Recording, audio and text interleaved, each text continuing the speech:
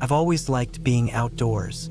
I wouldn't call myself an expert camper, but I knew my way around a campsite, how to build a fire, and how to stay safe in the woods. I had been camping for years, but nothing had ever truly scared me. That changed in the summer of 2016. I had just turned 29, and I wanted to spend a weekend alone in the woods. My life had been feeling a bit dull: work, home, sleep, repeat. I needed a break from people, from noise, from responsibilities. So I packed my gear and drove out to a place I had never camped before. It was a dense forest in the northern part of the state, not too far from a national park, but still isolated enough that I wouldn't run into many people. The drive was long, and the roads got rougher the deeper I went into the forest. The last stretch was a narrow dirt path barely wide enough for my truck. The trees on either side were thick and old, and the undergrowth was dense. I had to drive carefully, making sure I didn't get stuck in the soft earth. Eventually, I found a clearing that seemed good enough. It wasn't a designated campsite, but I wasn't worried. I had a tent, a sleeping bag, a small stove, and enough food and water for a few days. I planned to hike around, maybe do some fishing at a nearby river I had read about. I parked the truck, grabbed my gear, and walked a little deeper into the woods to set up camp. I found a spot about a 5-minute walk from where I had parked. It was surrounded by tall trees, giving me plenty of shade, and had just enough space for my tent and a small fire pit. The air smelled fresh, like pine and damp earth. The only sounds were the occasional rustling of leaves and the distant chirping of birds. I spent the rest of the day setting up my tent, gathering firewood, and making sure I had everything I needed close by. As the sun started to set, I lit a small fire, cooked a simple meal, and just sat there, enjoying the quiet. The forest at night had a different kind of beauty, one that made you feel small, like you were just another creature in the wild. As the fire crackled, I noticed how dark it had gotten. The trees were so thick that barely any moonlight got through. I could only see a few feet beyond the glow of my fire. I wasn't scared, but there was a certain uneasiness about it, not knowing what was beyond that darkness. I forced myself to shake off the feeling. I had camped before. I knew what the woods were like at night. The mind plays tricks when all you have is silence and shadows. I went into my tent, zipped it up, and lay down in my sleeping bag. It didn't take long for me to fall asleep. I woke up to a sound outside. At first, I thought it was just the wind, but as I lay there, listening, I realized it wasn't. It was something moving through the undergrowth. A slow, deliberate movement, not the quick scurry of a small animal, not the rustling of leaves in the breeze. This was different. I held my breath, straining my ears. The sound was coming from my left, near where I had stacked my firewood.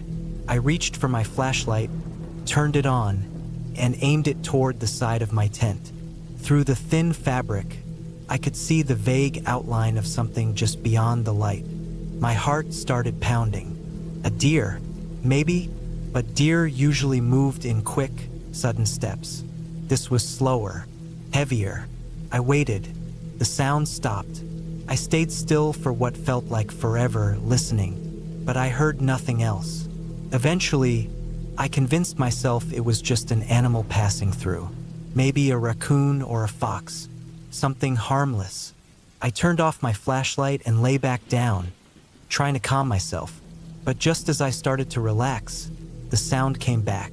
This time, it was closer. It was right outside my tent. I froze. The footsteps were slow, careful, like whatever was out there was trying not to be heard. I gripped the flashlight tightly, my palms sweating. Then, just as suddenly as it had started, the noise stopped again. Couldn't breathe. The silence stretched on. I knew that whatever was out there was still standing close, just beyond the thin fabric of my tent. I didn't dare move. Minutes passed. Nothing happened. Then, slowly, I reached for the zipper of my tent. If it was an animal, I needed to scare it off. If it was something else, someone else, I needed to know. I yanked the zipper down and shined my flashlight outside. Nothing. Just the trees, the fire pit, the stacked firewood. No signs of anything moving. No footprints. No broken branches. I scanned the area for a long time, my hands still gripping the flashlight. I didn't see anything out of the ordinary, but I couldn't shake the feeling that something had been there. I stayed awake for the rest of the night, listening, waiting, but the sound never came back. The next morning, I found something that made my stomach drop. Near my firewood, the dirt was disturbed, not by an animal, but by something larger. There were no clear footprints, but the ground was uneven, like something heavy had been standing there. I tried to convince myself it was nothing. Maybe my mind had been playing tricks on me. Maybe I had imagined the footsteps. But then I found something else. By a tree, a little further from my tent, was a piece of cloth. Dark, torn, caught on a low branch. It wasn't mine. I stared at it, trying to make sense of it. There was no reason for anyone else to be out here. This wasn't a popular camping spot. I hadn't seen another person for miles. I packed my gear faster than I ever had before. I kept my knife in my hand the whole time, scanning the trees, the bushes, every shadow. I didn't know if someone had been watching me, or if they were still out there. I hiked back to my truck and threw my gear in the back. As I climbed into the driver's seat, I had the overwhelming feeling that I was being watched. I turned the key, and the truck roared to life. That's when I saw it. A figure, far back between the trees. Too far to make out details, but close enough that I knew it was a person. They didn't move, didn't try to hide. They just stood there, watching. I didn't wait. I slammed my foot on the gas, kicking up dirt as I sped down the path. My hands were gripping the wheels so tightly they ached. I didn't stop driving until I was back on the main road, with the forest far behind me. I never went back to that place. I don't know who or what was out there that night. I don't want to know. All I know is that I wasn't alone. And whoever was out there, they had been watching me the whole time.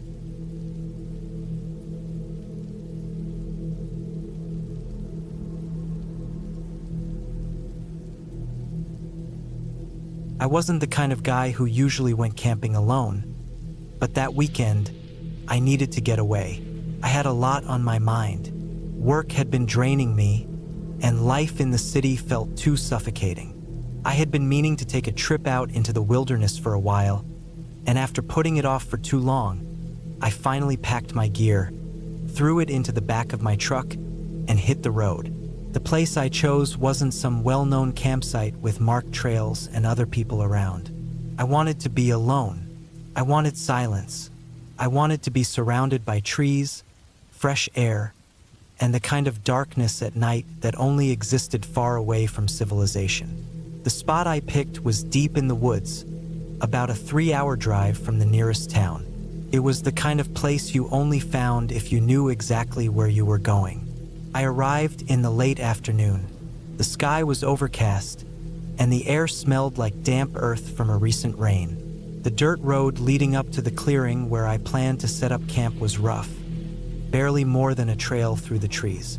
My truck bounced over the uneven ground, tires slipping slightly in the mud, but I made it without too much trouble. I parked in the clearing, shut off the engine, and just sat there for a moment, listening to the quiet. No car horns, no shouting people, no buzzing electricity. Just wind moving through the branches and the occasional chirp of a bird. It was exactly what I needed. I got out and started setting up my tent. The ground was still a little damp, but not enough to be a problem. I unfolded my camping chair and set it near the fire pit someone else had made in the past. The blackened stones and old ash told me that I wasn't the first to camp here, but I was definitely the only one here now. By the time I got everything set up, the sun was already starting to go down. The sky turned from gray to a dull orange, and the temperature dropped just enough to make me zip up my jacket. I gathered some firewood, lit a small fire, and cooked a simple meal over the flames. It wasn't anything special, just some canned beans and a few pieces of bread. But out here, it tasted better than anything I could have made at home. As I ate, I kept my ears open, listening to the woods around me. The forest had its own sounds, its own rhythm. The occasional rustling of leaves, the distant snap of a twig. Normal sounds, expected sounds. But then, sometime after the sun had fully set, I heard something different. Car engine. It was faint at first, a low rumbling in the distance. But as the seconds passed, it grew louder, closer. I turned in my chair and looked back toward the road I had come in on. The trees blocked most of my view, but I could see the glow of headlights flickering through the gaps. I wasn't expecting anyone. My first thought was that it was a ranger, maybe someone checking up on the area. But this wasn't a designated campsite, and as far as I knew, no one patrolled out here. My second thought was that it was another camper who happened to pick the same spot as me. But that didn't seem likely either. This place was hard to find, not the kind of place people just stumbled across. The car slowed as it reached the clearing. My fire cast long shadows across the trees as the headlights swept over me. It was a police car. That set off a small alarm in the back of my mind. I hadn't done anything wrong. I wasn't trespassing, I wasn't breaking any laws. But something about seeing that patrol car out here, in the middle of nowhere, didn't sit right with me. The car rolled to a stop a few feet away from my truck. The driver's door opened, and a cop stepped out. He was alone. The first thing I noticed about him was that he was tall, solidly built, with broad shoulders and the kind of posture that told me he was used to people listening to him. His uniform looked slightly wrinkled, like he'd been wearing it for too long. His face was rough, with sharp features and dark, tired eyes. I didn't say anything. I just watched as he stood there, looking at me, and he just stood there, not speaking, not moving, just staring. Something about that moment stretched too long. Normally, if a cop wanted to talk to you, they'd make it known right away. They'd walk up, maybe ask for ID, ask what you were doing. But he didn't do any of that. He just stood next to his car, watching me like he was trying to decide something. Finally, after what felt like forever, he took a step forward. I felt a cold weight settle in my stomach. I had an instinct, a bad one. My brain was telling me to be careful, that something wasn't right. The way he was moving, it wasn't normal. It wasn't the kind of walk a cop did when they were coming to check on someone. It was slow, purposeful, like he had already made up his mind about something. I shifted slightly in my chair, my body tensing, and then he reached for his belt. I didn't think, I just reacted. I pushed myself up, backing away from the fire, keeping my eyes on his hands. And that's when I saw it. The gun. Not his service weapon. Not the one strapped to his side. A different one. One he had pulled from the back of his belt. Small, black, unmarked. I realized then, with a sickening clarity, that he wasn't here on official business. And he wasn't planning on leaving a witness. Panic shot through me like ice water. I turned, bolting toward my truck, my boots slipping slightly in the mud. I heard him behind me, moving fast, and then the first gunshot rang out. A deafening crack split the night, and something whizzed past my shoulder, close enough that I felt the heat of it. I kept running. My truck was just a few steps away. Another shot. This one hit the side of my truck with a metallic thunk. I reached the door, yanked it open, and threw myself inside, slamming it shut behind me. My hands fumbled with the keys as another shot shattered the driver's side mirror. I turned the ignition. The engine roared to life. I didn't waste a second. I slammed my foot on the gas, tires kicking up dirt and gravel as I shot forward, barely missing the police car. In the rearview mirror, I saw the cop standing there, guns still raised, watching me go. He didn't chase me. He didn't have to. I didn't stop driving until I reached the nearest town, my heart hammering so hard it felt like it was going to burst out of my chest. I parked outside a gas station, hands shaking as I pulled out my phone. I could have called the police. I could have reported it. But then I thought about it. A cop, out there in the woods, alone, trying to kill me with an unmarked gun. No body cams. No witnesses. No evidence. Would they even believe me? I sat there for a long time, staring at my phone, the weight of what had just happened pressing down on me. And then, slowly, I set it down. I didn't go back for my camping gear. I didn't go back for anything. I just drove, and I never camped alone again.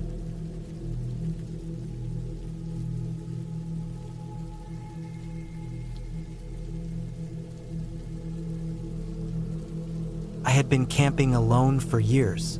It wasn't about proving anything to myself, it was just something I enjoyed.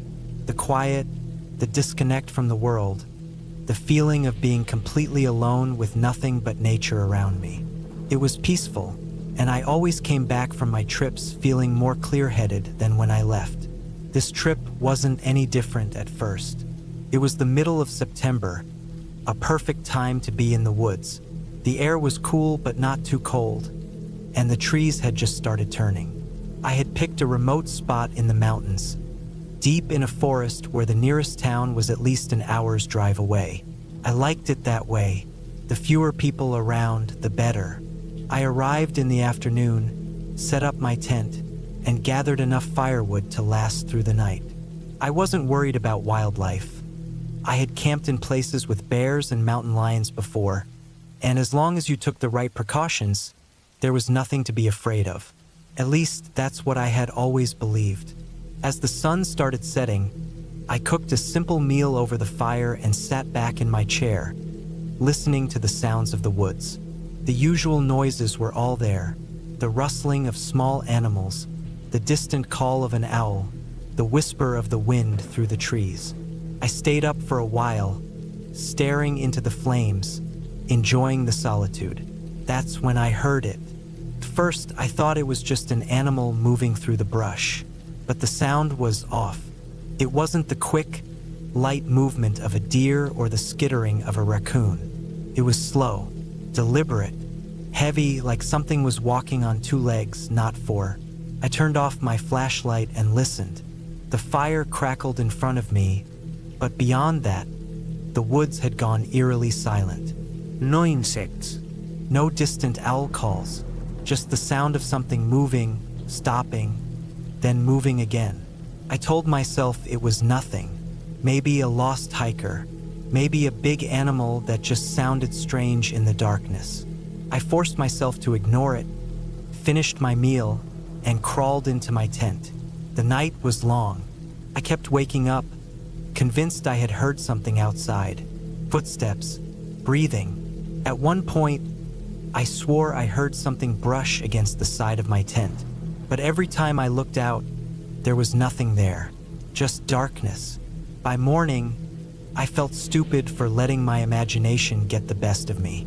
I had been out in the woods plenty of times, and I knew how sounds could play tricks on your mind at night.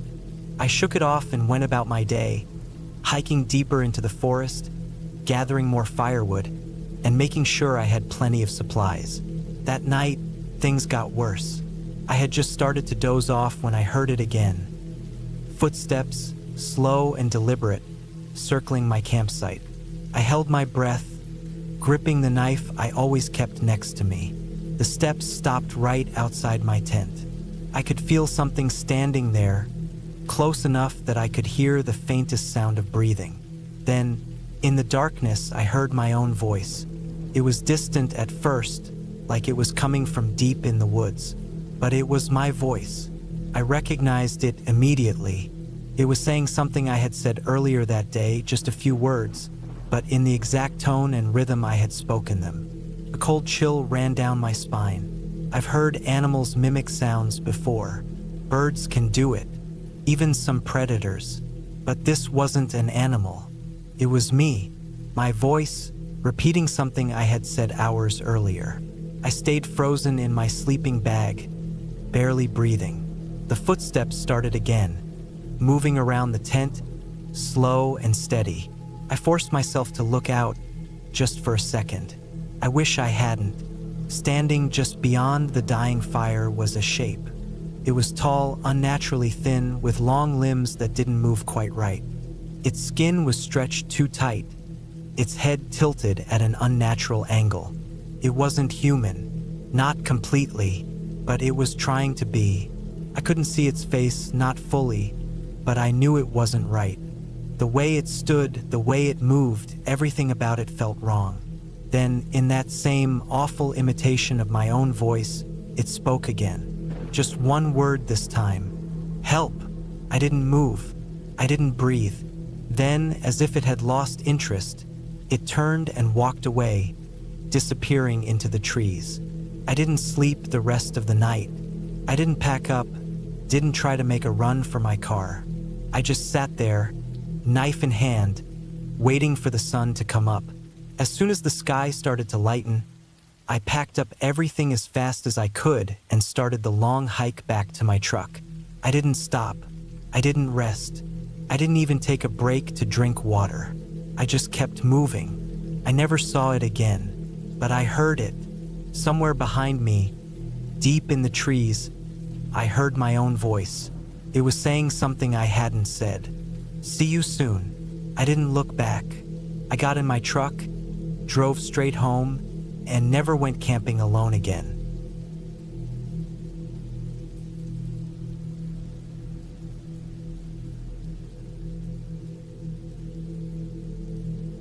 I don't camp alone anymore.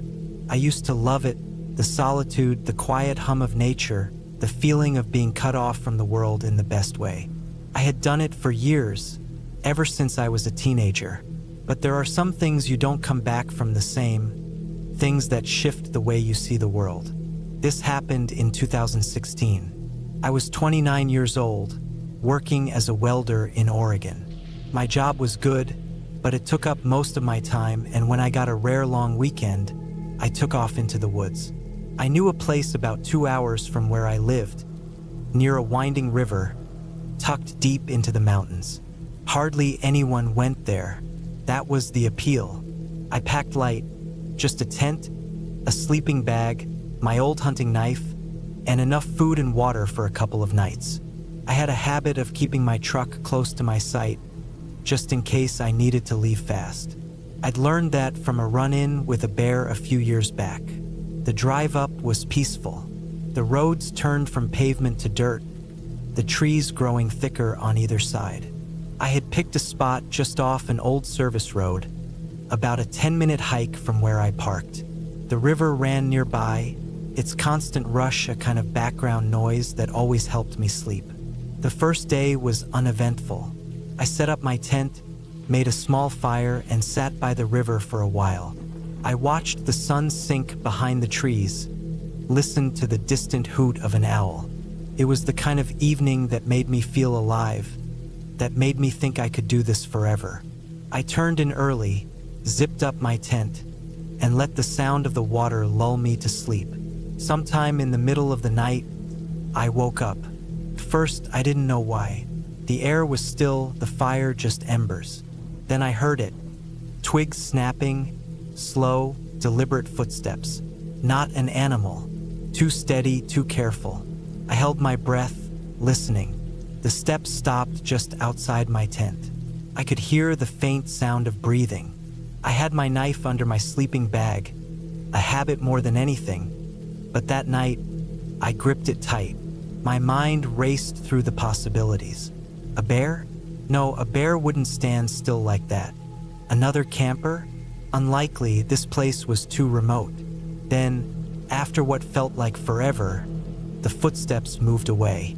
Slow, steady, back into the woods. I lay awake until dawn, every sound making my pulse jump. When the sky turned gray with morning light, I unzipped my tent, stepping out cautiously. Nothing. No tracks, no sign that anyone had been there. Maybe I had imagined it. Maybe it was just a deer passing too close. I pushed the unease down and went about my day. Hiked a little, fished in the river, tried to shake the feeling that I wasn't alone. But as the day wore on, I couldn't relax. Every time the wind rustled the branches, I flinched. By late afternoon, I had convinced myself to stay one more night. It was probably nothing. I had camped alone so many times before. I wasn't about to let my mind ruin it for me, but I made sure my fire was bigger that night. I kept my knife in my hand as I sat by the flames. I forced myself to stay awake for as long as I could, but eventually, exhaustion won. I crawled into my tent and shut my eyes. The sound woke me up again. Footsteps, closer this time. I stayed still, barely breathing. The steps stopped right outside my tent. Then the zipper moved. Slow, steady. I bolted upright, gripping my knife so tight my knuckles ached. The zipper stopped halfway. Silence. I didn't move. Then, after an eternity, the zipper slid back down. The footsteps retreated. I don't know how long I sat there, knife in hand, listening. Eventually, the sky began to lighten. I waited until the sun was fully up before stepping outside. Nothing. Again, no tracks, no sign of anything. That was enough for me. I packed up as fast as I could, heart hammering, ears straining for any sound. I hiked back to my truck in record time, tossing my gear into the bed, barely checking to see if I had everything. I just wanted to be gone. I started the truck and turned onto the dirt road, tires kicking up dust.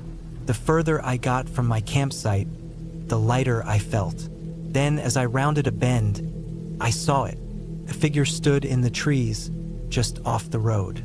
Not moving, not hiding, just watching. I barely caught a glimpse before I was past him, but I knew what I saw. A man, tall, thin, dressed in dark clothes. I didn't stop. I didn't slow down. I just drove. I didn't sleep that night. I kept my doors locked, my knife on the nightstand. I never went back to that spot, and I never camp alone anymore.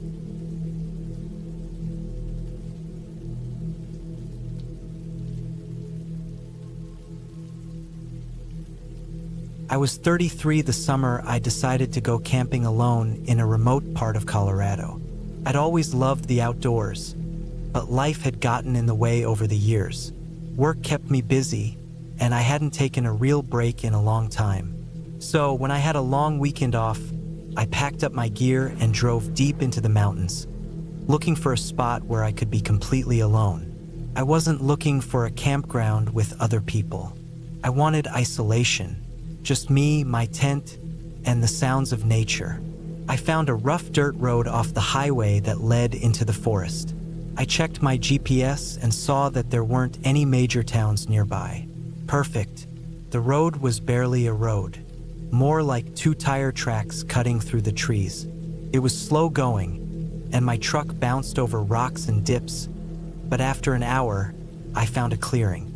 There were no signs of other campers. No fire rings, no footprints, nothing. Just trees, mountains, and silence. I set up my tent near the treeline, where I could see the clearing but still have some cover. It was late afternoon by the time I got everything settled. I started a fire, cooked some food, and sat back to enjoy the quiet. But the quiet felt off. I've been in the woods plenty of times, and I know what normal sounds like. The occasional rustle of an animal moving, the wind through the trees, insects buzzing. But this place was too quiet. No birds, no crickets. Nothing. It made me uneasy, but I told myself I was being paranoid. Maybe it was just one of those odd places where wildlife kept its distance. As the sun set, I kept the fire going, letting the warmth and light push back the creeping darkness. The temperature dropped fast, and the sky filled with stars. It should have been peaceful, but I couldn't shake the feeling that something was wrong. I told myself I was overthinking things. I was out in the middle of nowhere, alone. Of course, my mind would play tricks on me. By midnight, I forced myself to go to sleep. I woke up sometime in the middle of the night, Something had snapped a branch outside my tent. I lay there, holding my breath. Could have been anything, a deer, maybe a raccoon. But then I heard another sound. Slow, deliberate footsteps. Not an animal. I had a gun in my bag, but I didn't want to reach for it too fast. I listened, hoping the noise would stop, but it didn't. The footsteps circled my tent. Someone was out there. I stayed completely still, barely breathing.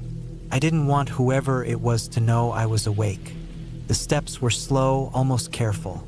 Not the random movement of an animal.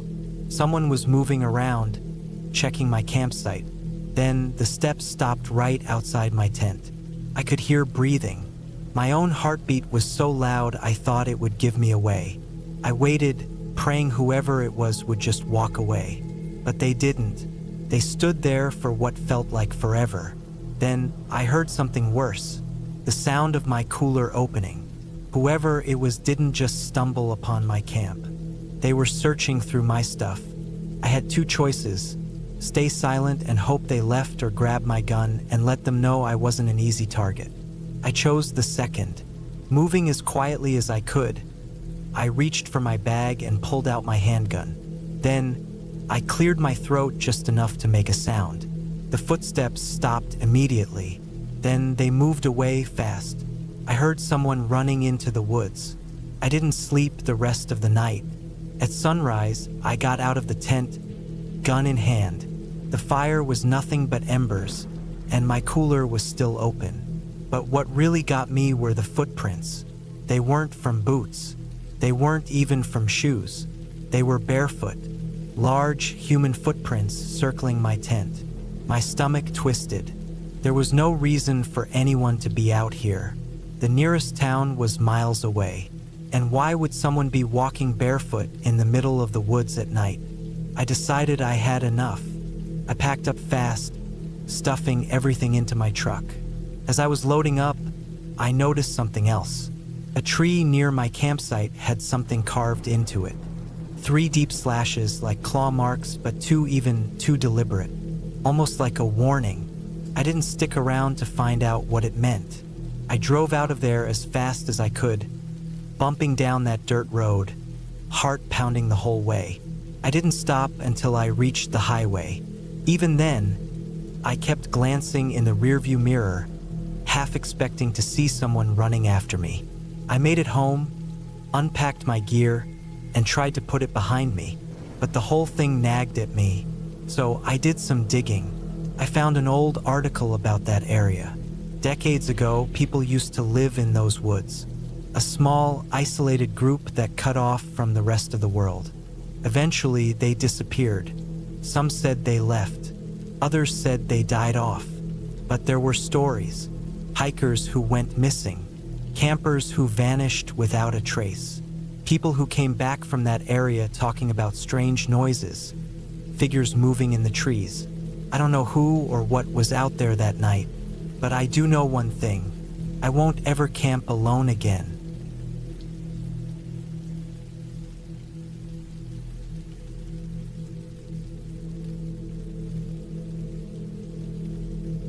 I never thought I would go camping alone again. After my wife passed, everything lost its meaning. The house felt empty. The days dragged on, and I found myself avoiding the places we used to go together.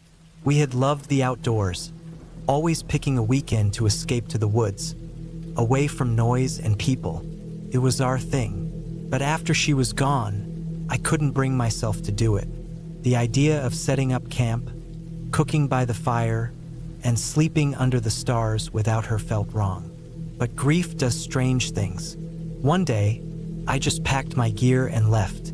I didn't have a destination in mind, just drove until I reached an area deep in the woods, far from any towns or campsites. I wanted isolation. I wanted to be somewhere no one could find me. It was early September. The air was crisp but not yet cold. Leaves had started turning. A mix of gold and red scattered across the dirt path leading into the forest. I parked the truck at the side of an old logging road and hiked in. I had been here once before, years ago, back when she was still alive. The area was untouched. No trails, no signs of people.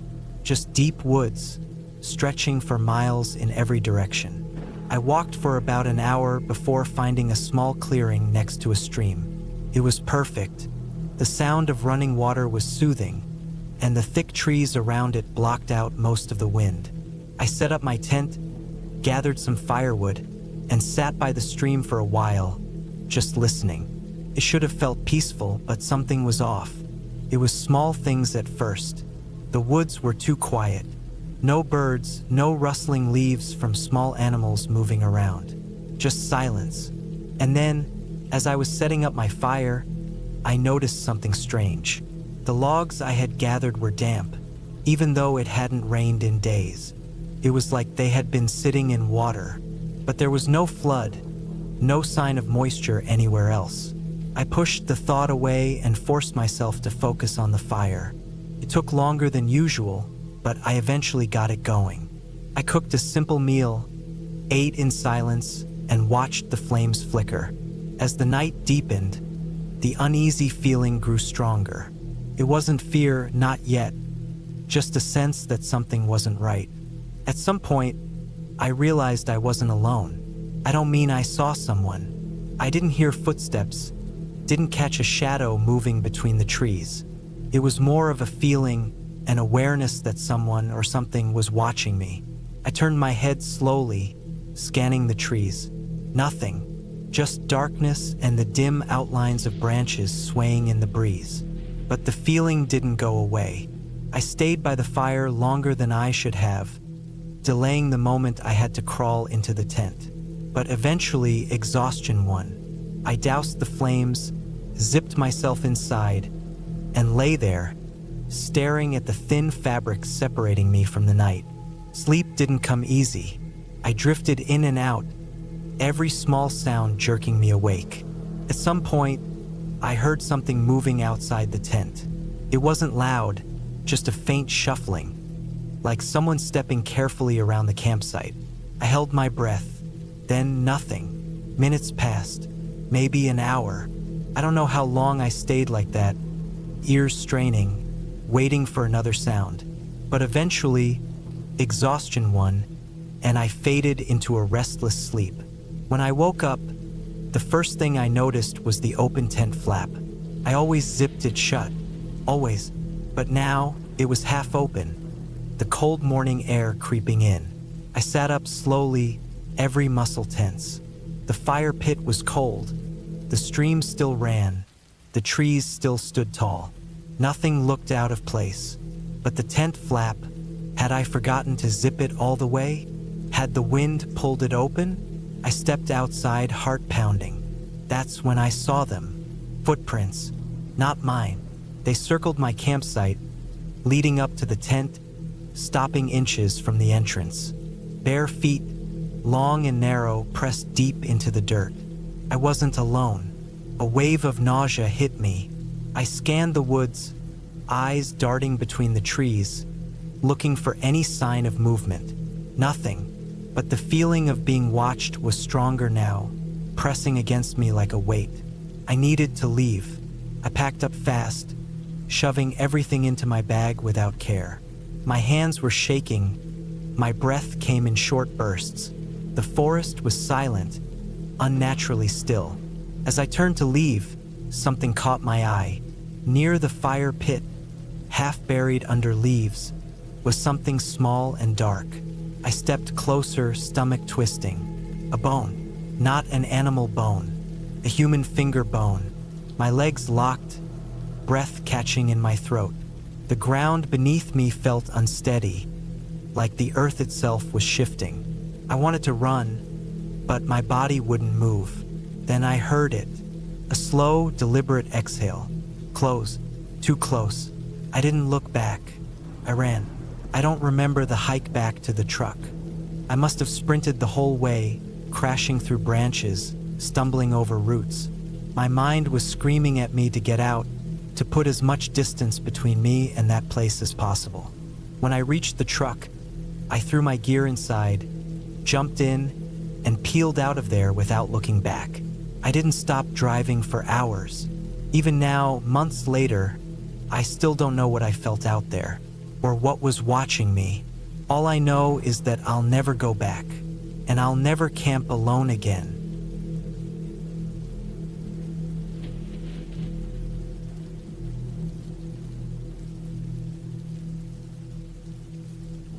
I don't go camping anymore, not after what happened that night.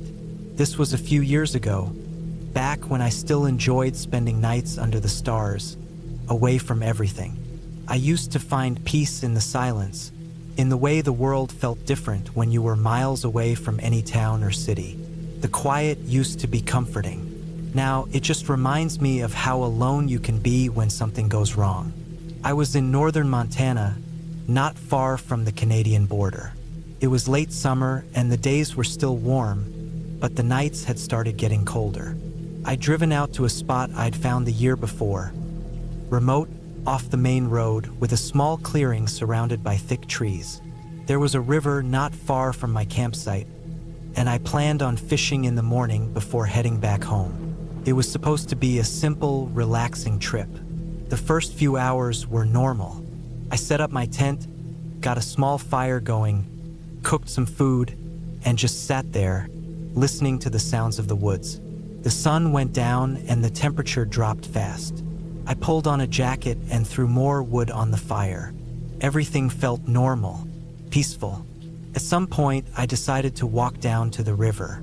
I took my flashlight and followed the narrow trail through the trees, the beam cutting through the darkness. The sound of running water got louder as I got closer. When I reached the riverbank, I just stood there for a while, breathing in the cold air. The moon was bright enough that I could see the water moving, reflecting pale light between the dark trees. It was nice. Then I heard it, a rustling sound, not an animal. It was slow, deliberate, footsteps. I turned, aiming my flashlight toward the sound. The beam passed over trees, bushes, shadows. Nothing, but I knew I'd heard something. The woods had that heavy silence, the kind where you know something's watching. I stayed there for a few seconds, my heartbeat in my ears, waiting. Nothing. I told myself it was just my imagination, or maybe a deer that got startled and ran off. Still, I couldn't shake the feeling.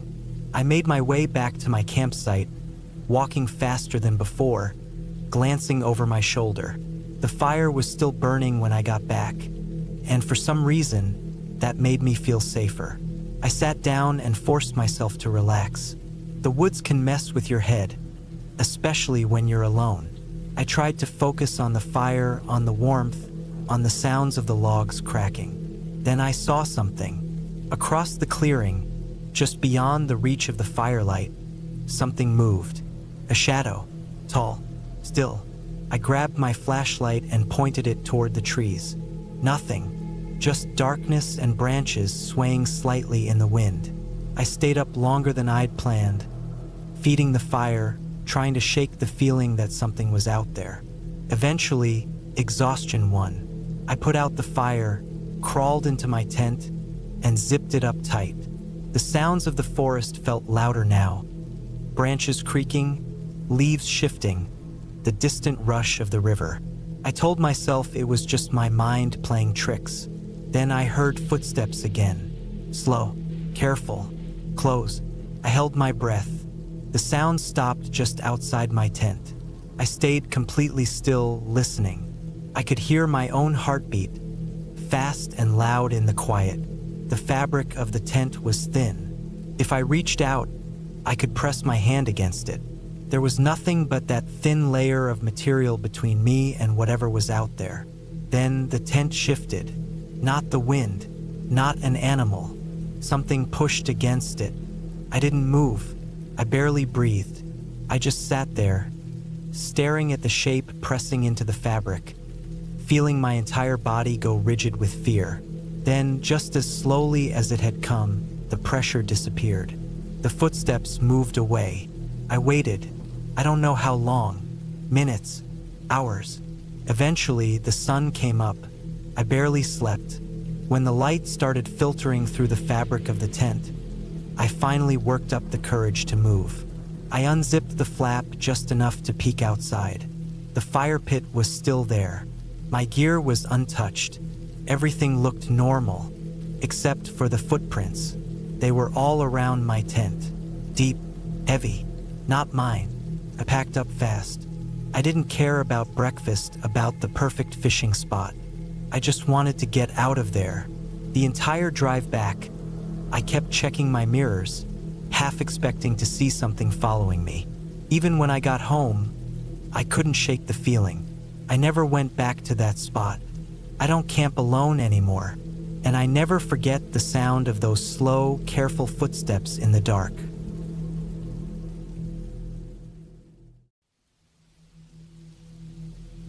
I had planned the trip for weeks. The idea was simple: drive out to the woods, set up camp by the river, and spend a few days away from the noise of everyday life. It was something I had done before, but never alone. This time, I wanted the silence, the isolation. No distractions. Just me, the trees, and the cold air of late autumn settling over the land. The drive was long, about 3 hours from town, mostly on dirt roads that twisted deeper into the forest. The further I got, the fewer signs of civilization there were. No gas stations, no houses, no streetlights. Just endless trees lining the road, their bare branches stretching toward a gray sky. I reached the campsite just before sunset. It wasn't an official campground, just a clearing near the river where a few other campers had stayed before. The fire pit was still there, a few burnt logs inside it. I parked my truck near the edge of the clearing, stepped out, and stretched my legs. The air smelled like damp earth and pine needles. It was quiet, except for the faint rush of the river nearby. I set up camp quickly. The tent went up first, secured with heavy stakes in case the wind picked up during the night. Then I gathered firewood, stacking it near the fire pit. I had packed enough food to last me a few days. Simple meals, nothing fancy. As the last light faded from the sky, I lit a fire. The flames crackled, casting long shadows over the trees.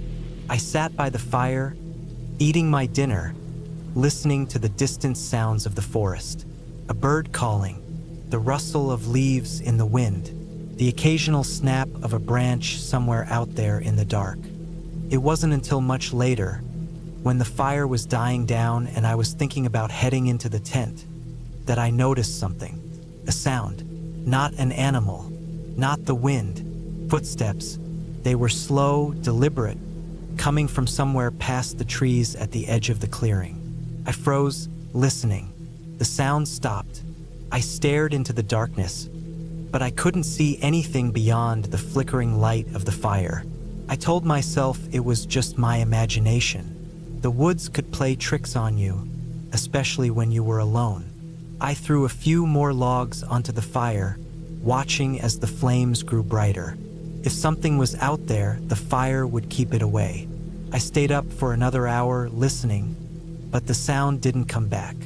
Eventually, I crawled into my tent, zipped it up, and lay down in my sleeping bag.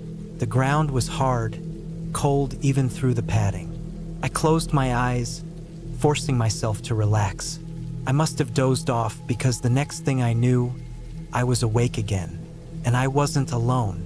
The first thing I noticed was the sound, soft, careful movements just outside the tent. I held my breath, my body frozen. Something was there. Someone. I reached for my flashlight, gripping it tightly, but I didn't turn it on. If I made a sound, if I moved, they'd know I was awake. The sound circled the tent, slow and steady. My heart pounded so hard I could hear it in my ears.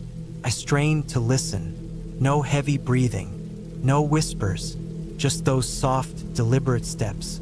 Whoever it was, they weren't in a hurry. Then the zipper. It moved just an inch. Not enough to open, but enough to make a sound. I reacted instantly, kicking at the side of the tent with all my strength. There was a sudden shuffle outside, quick footsteps moving back into the trees. I didn't hesitate.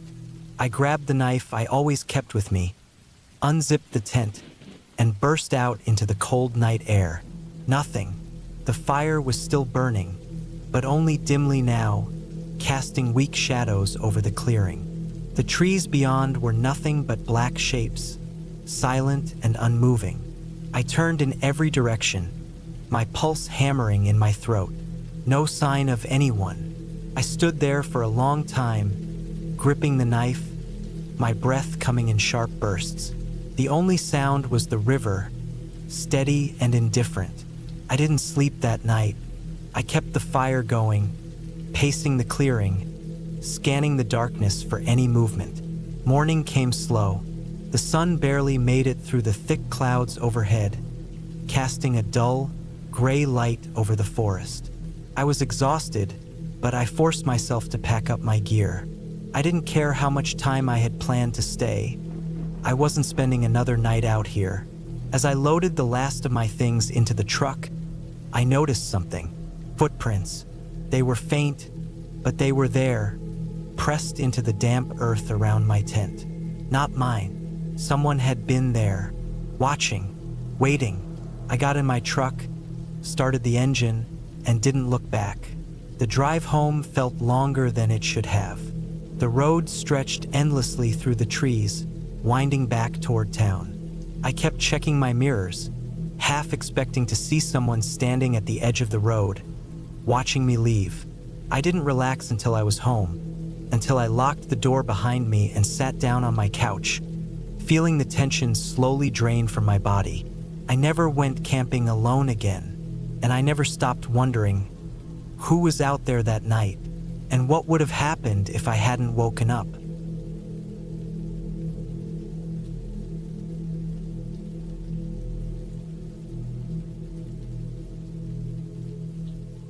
I had always been the kind of person who preferred being out in the open, away from people, away from the noise of the city.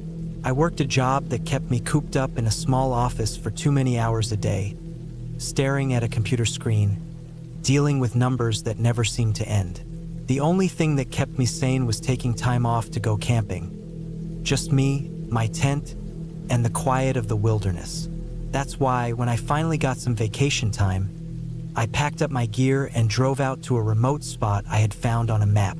It was in the middle of nowhere, tucked deep into a forest, far from any established campgrounds. That was how I liked it. No other people around. No noise except the wind in the trees. I got there late in the afternoon. The drive had been longer than expected, mostly because the last stretch of road was just dirt and gravel, winding through the trees with barely any signs of human presence. I found a small clearing a little way off the road and set up my tent. It was perfect, isolated, quiet, just the way I liked it. As I was unpacking my gear, I noticed tire tracks in the dirt. They weren't mine. They looked fresh, but I didn't think much of it. Maybe some hunters had passed through recently. Maybe someone had parked there before me. I didn't see any other cars or signs of people, so I brushed it off and got to work setting up camp. The evening was calm. I got a fire going, cooked some food, and sat there enjoying the silence. The sun dipped below the trees, and the sky turned dark. I hadn't seen another soul since I arrived. It was exactly what I wanted. But as the night went on, I started feeling uneasy. It was a strange kind of uneasiness, like I was being watched. Every now and then, I would hear a rustling in the trees, but when I shone my flashlight in that direction, there was nothing there. Just darkness and silence. I told myself I was just being paranoid. When you're alone in the woods, your mind starts playing tricks on you. You start hearing things, seeing things that aren't there. I convinced myself it was just the wind, just animals moving through the brush. But something still didn't feel right. I crawled into my tent and tried to sleep, but I kept waking up. Every time I drifted off, I would hear something. A twig snapping, leaves rustling, like someone was moving nearby. Then, sometime in the middle of the night, I heard something that made my blood run cold. Car engine. It was distant at first, just a low rumble, but it was getting closer. Headlights cut through the trees, illuminating the darkness for a brief second before disappearing behind the trunks. Who the hell would be driving out here this late at night? I stayed completely still, my heart pounding in my chest. The vehicle stopped. The engine shut off. I could hear the sound of doors opening, then closing, and then silence. I stayed frozen in my sleeping bag, barely breathing. Whoever they were, they weren't making any noise now. No voices. No footsteps. Just the eerie, heavy silence of the woods. I lay there for what felt like hours, listening, waiting, but nothing happened. Eventually, exhaustion won over fear, and I drifted into a restless sleep. I woke up at dawn, the first light of the sun cutting through the trees. My body was stiff from sleeping on the ground, but I felt a little better. The fear of the night before felt distant now, like a bad dream. I unzipped my tent and stepped outside, stretching, taking a deep breath of the cool morning air. And then I saw them, footprints, dozens of them, all around my tent. Some were fresh, pressed deep into the dirt and pine needles. Others were smeared, like someone had been dragging something. I felt my stomach drop. Whoever had been here last night hadn't just passed by. They had been watching me, standing outside my tent. I looked around frantically, scanning the trees, but there was no one in sight. No cars, no signs of anyone, just the tracks in the dirt. My mind was racing. Who were they? What did they want? I needed to leave, right now. I rushed to pack up my things, stuffing my gear into my backpack as quickly as I could. I didn't even bother rolling up my sleeping bag properly. I just shoved it in. My hands were shaking. Then I heard it. A voice, far off in the distance, but getting closer. I couldn't make out the words, but there was something about it that made my skin crawl. I grabbed my pack and ran. I didn't even bother heading back to the road. I just moved, cutting through the trees, pushing through branches, running in the direction I thought my car was in. Then I saw them. 3 men. They were wearing uniforms, police uniforms, but something about them felt wrong. One of them had a rifle slung over his shoulder. Another had a pistol at his hip. They weren't moving like normal officers. They weren't calling out for me to stop. They were hunting me. I ducked low, moving through the underbrush as quietly as I could. My heart was pounding so hard I thought they would hear it. I needed to get to my car. I needed to get the hell out of here. Then suddenly a gunshot rang out. I dropped to the ground.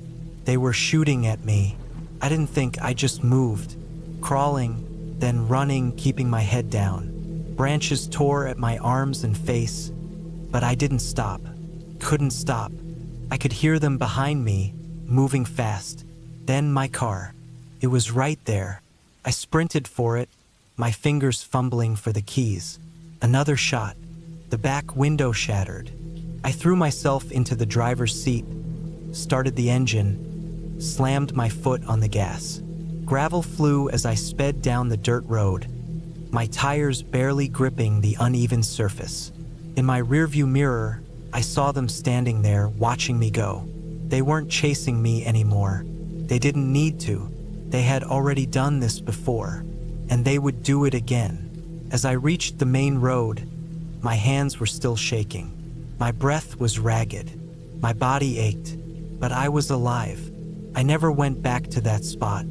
I never told anyone what happened, because if I did, who would believe me?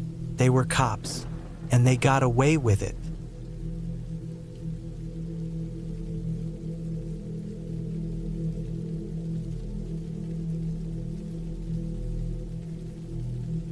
I was never the kind of person to scare easily, but that night in the graveyard changed something in me. It was meant to be just another camping trip, something different, something to shake up the usual routine of hiking and setting up camp in the woods. I had done plenty of that. I wanted something more unique, something with a little edge to it. That's how I ended up in an old graveyard miles from the nearest town. deep in a rural part of the country where people still lived by old traditions and told stories about things that didn't belong in the modern world. I didn't care about any of that. I just wanted a quiet night under the stars, away from people, away from the noise of everyday life. The graveyard wasn't one of those well-kept places with trimmed grass and neat rows of headstones.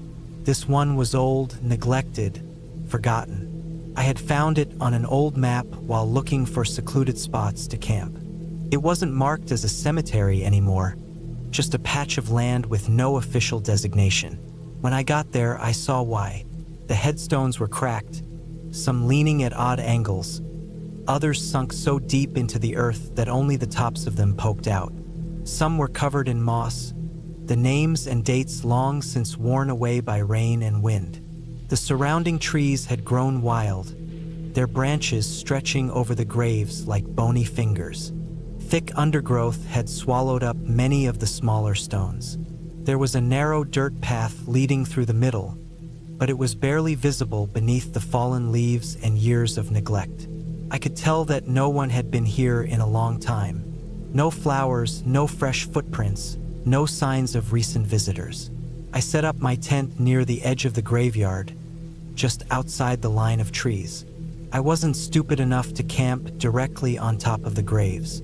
Not because I was scared, but because it felt disrespectful. The air smelled of damp earth and rotting leaves, the scent of a place that had been left to time. There was no sound except for the wind moving through the trees and the occasional rustle of some small animal in the underbrush. As the sun set, the place took on a different feel. The temperature dropped quickly, faster than it should have for early autumn. The graveyard seemed to sink into the darkness, the shadows between the stones stretching long and deep. I built a small fire to keep warm, even though I knew I would have to let it die out before sleeping. The last thing I needed was to start a fire in a place like this. I sat there, eating my food, staring into the flames. The silence was thick, pressing in from all sides. Even the wind had died down, leaving the night unnervingly still. Then I heard it, faint, distant sound. It wasn't an animal, wasn't the wind shifting the leaves. It was something else, a rhythmic, deliberate noise. I held my breath and listened. Came again, closer this time. A dull, heavy thud, like something solid hitting the ground. Then another, and another. I turned slowly, my eyes scanning the darkness beyond the firelight. The graveyard stretched out before me, nothing but rows of old stones and tangled weeds. But something felt wrong. The air was too still, the night too quiet. I told myself it was just my mind playing tricks on me. That's what happens in places like this, when you're alone in the dark. Your brain starts filling in the silence with things that aren't really there. I forced myself to relax, finishing my meal and burying the fire before crawling into my tent. I left the flap slightly open, just enough to see outside. The moon had come up, casting long shadows over the graves. The stones looked taller in the dim light, almost like figures standing silently in the night. I lay there listening. Nothing, just the soft whisper of leaves shifting in the breeze. Then the sound came again, louder this time, closer. I held my breath, a dull, dragging noise, like something heavy being pulled across the ground. Then another thud. I wanted to tell myself it was just a branch falling, maybe an animal moving through the brush. But it didn't sound like that. It sounded purposeful. I reached for my flashlight, but stopped myself. I didn't want to draw attention to my tent. Whatever was out there, I didn't want it knowing where I was. I stayed still, listening, waiting. The noise stopped. Minutes passed, then an hour. Eventually, exhaustion took over, and I drifted into a restless sleep. I woke to a sharp sound just outside my tent. A single, heavy footstep.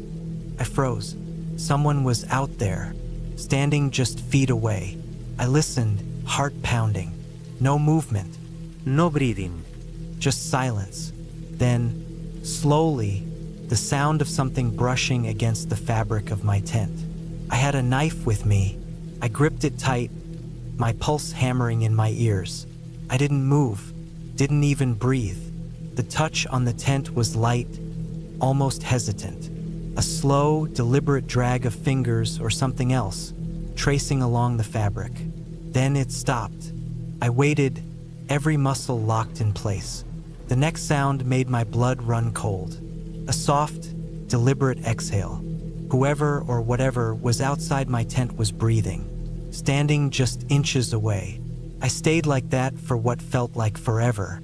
Then, slowly, the presence outside moved away. Footsteps, slow, steady, fading into the graveyard. I didn't move. I didn't dare. At some point, I must have fallen asleep again, because the next thing I knew, the sun was rising, casting pale light over the graveyard. I unzipped my tent and stepped outside. The graveyard looked the same, empty, silent. Then I saw them, footprints, leading from the middle of the graveyard, stopping right in front of my tent, and nothing leading away. I packed up my things and left without looking back.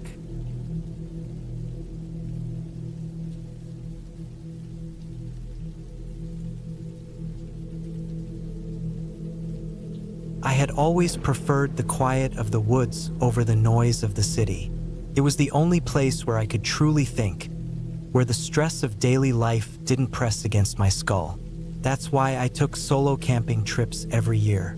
This time, I had picked a spot deep in the Appalachian Mountains, a place far from any marked trail, far from the scattered campsites where weekend hikers stayed. I wanted true solitude. The drive had taken nearly 8 hours, the last 2 spent on narrow dirt roads, the kind that seemed forgotten. My truck was packed with supplies, enough food for a week, extra water, a first aid kit, and my rifle. I always brought it when camping alone, more out of habit than necessity. The biggest danger was usually a bear sniffing around for food. By the time I reached the valley where I planned to set up, the sun was already sinking behind the trees. The place was perfect. Dense forest on one side, a slow-moving creek on the other, and not a soul in sight.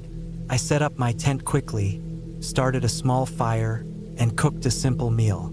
The night was peaceful. Owls hooted in the distance, crickets chirped in the undergrowth, and the occasional rustling of small animals in the brush reminded me that I wasn't completely alone. That first night passed without anything unusual. I woke up early, made coffee over the fire, and spent the day hiking up the ridges, mapping out the terrain in my mind. No trails, no footprints, no sign that anyone had been out here in a long time. Just how I liked it. I spent the afternoon fishing in the creek, catching enough to cook for dinner. Everything felt right, but that changed on the second night. I woke up in the dark, not sure what had pulled me from my sleep. The fire had burned down to embers, and the forest was eerily quiet. No crickets, no rustling, just silence. I listened, straining my ears. Then I heard it, a sound, faint, distant. It wasn't an animal. It was something moving, something heavy stepping through the underbrush. The way the twigs snapped and leaves crunched told me it wasn't a deer or a bear. Whatever it was on 2 legs. I reached for my rifle, my heart thudding in my chest. The sound faded, growing more distant, and eventually disappeared. I stayed awake for another hour, gripping my rifle, my eyes scanning the dark, but nothing happened. Eventually, I convinced myself it was nothing. Maybe just my imagination playing tricks on me in the middle of the night. But I couldn't shake the feeling that something was out there. When dawn broke, I climbed out of my tent, stretching my stiff limbs. The uneasy feeling still lingered, but I tried to shake it off. Then I saw them. Footprints. Not mine.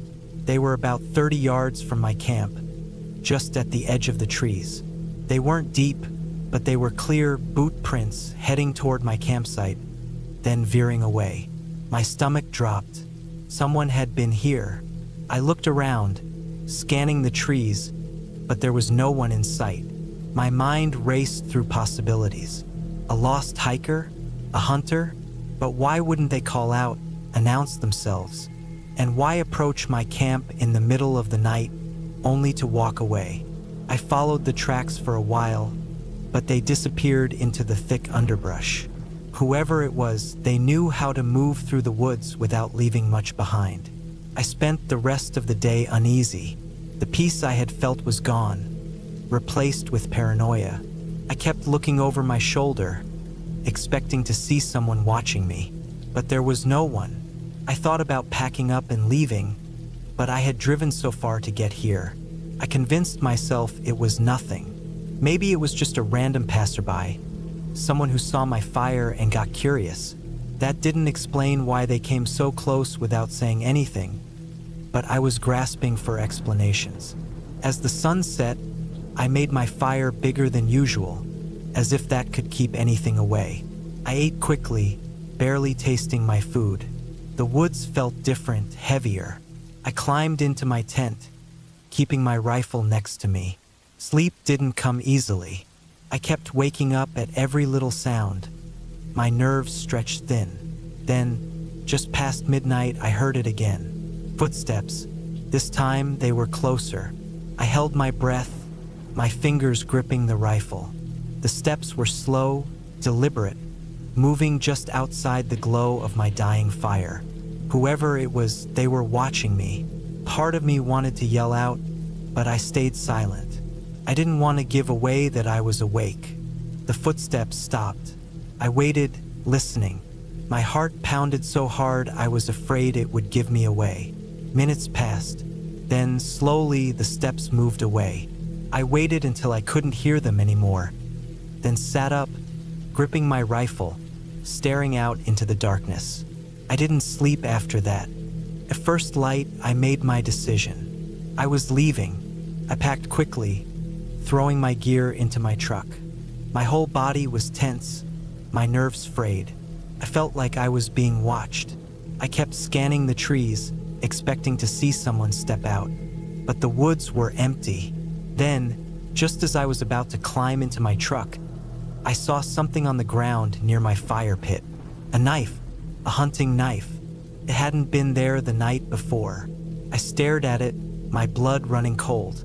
Someone had been in my camp while I slept. Someone had left that knife there on purpose. I didn't waste another second. I got in my truck, started the engine, and drove. I didn't stop until I hit the highway, until I was miles away from that place. I never went back to that valley. I still camp, but never alone. Never that deep in the woods. And I never ignore that feeling again, the feeling that something isn't right. Because I know now, sometimes when you're alone out there, you're not really alone.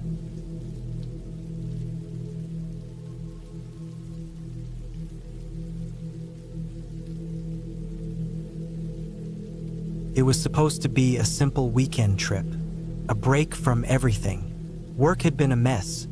My sleep schedule was all over the place, and I just needed some time alone. That's why I decided to go camping. No phone, no people, no distractions. Just me, my tent, and the sounds of the woods. I drove out early in the morning, heading deep into a national forest a few hours from home. It was early autumn, and the trees were starting to turn orange and yellow, but the air still had a lingering summer warmth. I had checked the forecast before leaving. It mentioned a chance of rain, but nothing too bad. I figured I could handle it. I had been camping alone plenty of times before. It wasn't a big deal to me. I had my gear packed: a sturdy tent, a sleeping bag, a small stove, and enough food to last the weekend. My plan was simple: set up camp, cook some dinner, and just relax in the quiet of nature. The first few hours were peaceful. I found a nice spot off a dirt trail, far enough from the main camping areas that I wouldn't run into anyone. It was a small clearing with a few fallen logs and a decent amount of tree cover. I pitched my tent between two large pines, made sure everything was secure, and gathered some firewood. The woods were quiet, except for the occasional rustle of leaves in the wind or the distant sound of birds. By late afternoon, the clouds started rolling in, dark, heavy ones. The air turned colder, and the wind picked up. I could feel the change coming. The smell of rain was in the air. I double-checked my tent, making sure it was properly staked down and waterproofed. I didn't want to wake up soaked in the middle of the night. Not long after, the rain started. Came down slow at first, soft pattering against the leaves, small drops tapping against my tent. Then it got heavier. The wind picked up, making the branches above me sway and creak. The fire I had started struggled to stay lit, hissing as raindrops hit the burning wood. Eventually, I gave up and let it die out. I crawled into my tent, zipped myself up in my sleeping bag, and listened to the storm. The rain was steady, and the wind made the trees groan, but it was nothing I hadn't dealt with before. I closed my eyes, trying to let the sound of the rain lull me to sleep. Then I heard something. First, I thought it was just the wind, a low, distant sound. But then I realized it was something else, something moving. It wasn't an animal. I could tell by the way it moved, slow, deliberate, like someone taking careful steps. Not the quick, darting movements of a deer or a raccoon. I stayed still, listening. The sound was close, just outside my tent. The rain made it hard to hear, but I could make out the faint sound of footsteps on wet leaves. A slow, shuffling step, then another, then silence. I held my breath, trying to convince myself I was imagining it. Maybe it was just a branch falling. Maybe it was nothing. But then I heard it again. A step, then another, stopping just a few feet from my tent. I had my knife in my bag, just a short reach away. I moved slowly, careful not to make a sound, and wrapped my fingers around the handle. My heart was pounding now, every muscle in my body tense. I waited. The rain kept falling, masking any smaller sounds. I couldn't tell if whoever or whatever was out there had moved closer or farther away. Minutes passed. Nothing. Just the sound of the storm. I forced myself to breathe, trying to calm my nerves. Maybe it really was just my imagination. The wind can play tricks on your ears, especially when you're alone in the woods. Then I heard it again. But this time, it wasn't footsteps. It was breathing. Low, slow, just outside my tent. I could feel the blood drain from my face. Someone was standing there, not moving, just standing. I didn't move. I didn't make a sound. I gripped my knife tighter, every muscle in my body on edge. Then, just as suddenly as it started, the sound was gone. No more breathing, no more footsteps, nothing.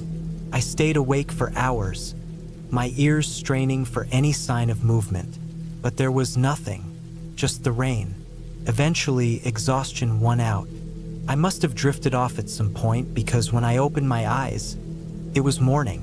The rain had stopped, and everything was quiet. Too quiet. I slowly unzipped my tent, my heart still pounding. The ground outside was soaked, the dirt turned to mud. I scanned the area, looking for any sign that someone had been there. Then I saw them. Footprints, not animal tracks, not random marks from falling branches.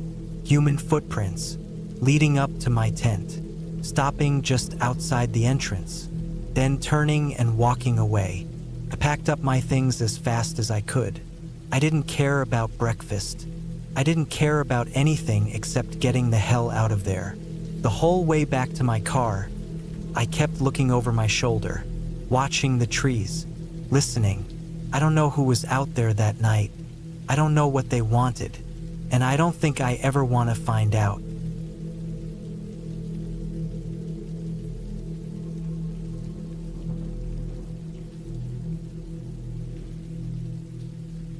I had always enjoyed hunting. It wasn't about the thrill of the kill, but about the solitude, the connection with nature, the discipline of patience, and the challenge of tracking. I grew up hunting with my dad, and after he passed away, I carried on the tradition alone. It became a way for me to clear my head, to be out in the wild where the air smelled like pine and damp earth, where I could hear nothing but the wind moving through the trees. This particular trip was meant to be no different. I had planned a week-long solo hunting and camping trip deep in the mountains of Montana. It was late October, just before the heavy snows came. I preferred this time of year because the woods were quieter, and there was less competition from other hunters. Most people didn't like being that far out alone, but I did. I had been doing it for years, and I knew how to handle myself. I drove up into the mountains, leaving the last bit of civilization behind when I turned onto an unmarked dirt road. The drive was slow and rough, my truck bouncing over ruts and rocks. After about an hour, I reached the spot where I usually set up camp, a small clearing near a stream, surrounded by thick forest. It was a good spot, sheltered but open enough that I could keep an eye on my surroundings. I stepped out of the truck, stretched my legs, and breathed in the cold, crisp air. The sky was turning a dull gray as the sun dipped lower. I had just enough time to set up my tent and get a fire going before dark. I worked quickly, gathering firewood, pitching my tent, and preparing my rifle and gear. The first night was uneventful. I sat by the fire, ate a simple meal of canned food and jerky, and listened to the sounds of the woods. An owl hooted somewhere in the distance. I heard the occasional rustling of small animals moving through the undergrowth. The wind picked up a little, sending a chill through my jacket. I stayed up for a while, staring into the fire, letting my mind wander. Then, I crawled into my tent and fell asleep. The next morning, I woke before dawn. The air was freezing, and a thin layer of frost covered the ground. I made a quick breakfast, packed my gear, and set off into the woods. I moved slowly and quietly, scanning the ground for tracks, listening for movement. After about 2 hours, I spotted a set of fresh deer tracks. They led deeper into the forest, and I followed them carefully. As I moved, the trees grew denser, the air colder. The tracks led me up a ridge, then down into a small valley where a narrow stream cut through the trees. It was a perfect spot, quiet, secluded. I crouched behind a fallen log, rifle at the ready, and waited. Time passed slowly. The sun climbed higher, but the air remained cold. My fingers grew stiff around the rifle. Just as I was about to shift my position, I heard it, a faint snapping sound, like a twig breaking underfoot. My heart picked up. I scanned the trees, my breath slow and steady. Then I saw it, a buck, stepping cautiously into the clearing. It was big, with a thick coat and a wide rack of antlers. It lowered its head, sniffing the air. I lined up my shot, exhaled, and squeezed the trigger. The rifle cracked, the sound echoing through the trees. The buck stumbled, then bolted. I stood up quickly, slinging my rifle over my shoulder. The shot had been good, but the deer had run. That was normal. Sometimes even a well-placed shot wouldn't drop them immediately. I moved toward the spot where it had stood, scanning the ground. Blood, a good amount of it. I followed the trail. The tracks led deeper into the trees. I moved carefully, my rifle ready, watching for movement. The blood trail grew heavier, which meant the deer wouldn't be far. Then I found it. The buck lay still, half hidden in the brush.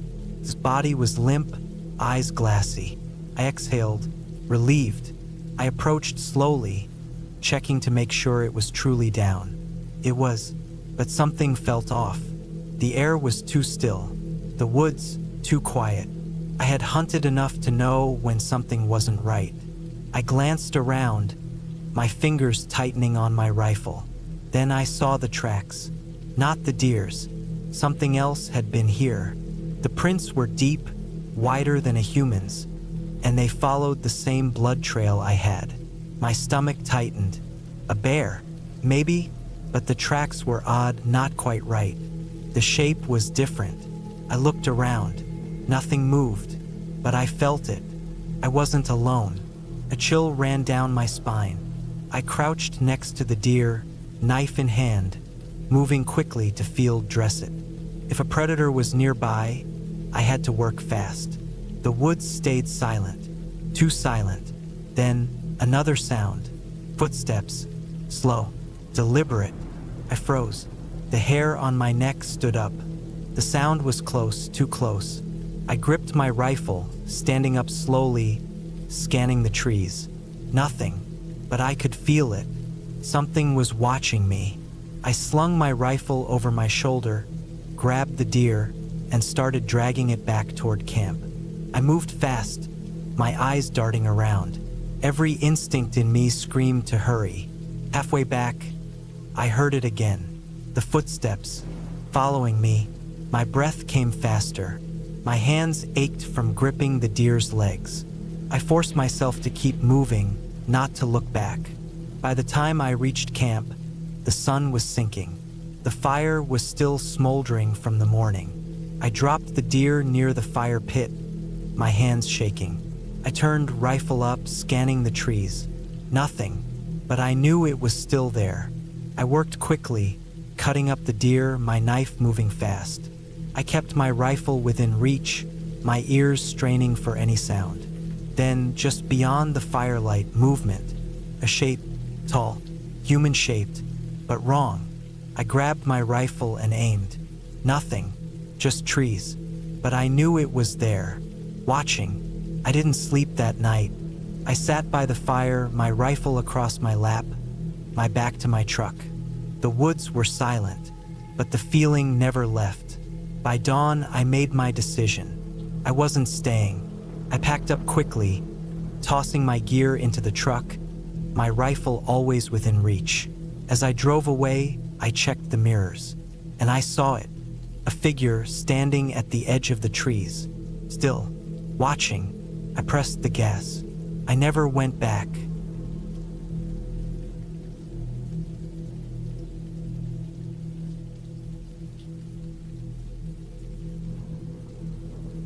I had been looking forward to the trip for months. The idea of camping on an old farm, far from the city, felt like a break I needed. It wasn't a commercial campsite, just a stretch of land owned by an old friend of the family. He had moved out of state years ago, leaving the farm in the hands of his brother, who barely maintained it. I got permission to camp there for a few nights, and the thought of quiet evenings under the stars, away from work and stress, sounded perfect. The farm was about a 3-hour drive from where I lived. The last half hour was all dirt roads, winding through fields that stretched for miles. I passed abandoned buildings, old barns with sagging roofs, and fences that had long since collapsed. The land had a forgotten feel, like time had passed it by. The main farmhouse stood at the end of a long, rutted driveway. It was a 2-story wooden structure, weathered and empty. The windows were dark, some cracked, others boarded up. I parked near it but had no plans to go inside. My campsite was set up about 100 yards from the house, near a small creek that ran along the edge of the property. The first day was uneventful. I set up my tent, gathered firewood, and cooked a simple meal over the fire. The sun dipped below the horizon, and the landscape turned dark. The silence was absolute. No traffic, no voices, just the occasional rustling of wind through dry grass. I sat by the fire for hours, enjoying the peace. Eventually, I crawled into my tent and drifted off to sleep. I woke up in the middle of the night to a sound I couldn't place. It wasn't the wind or the usual night noises.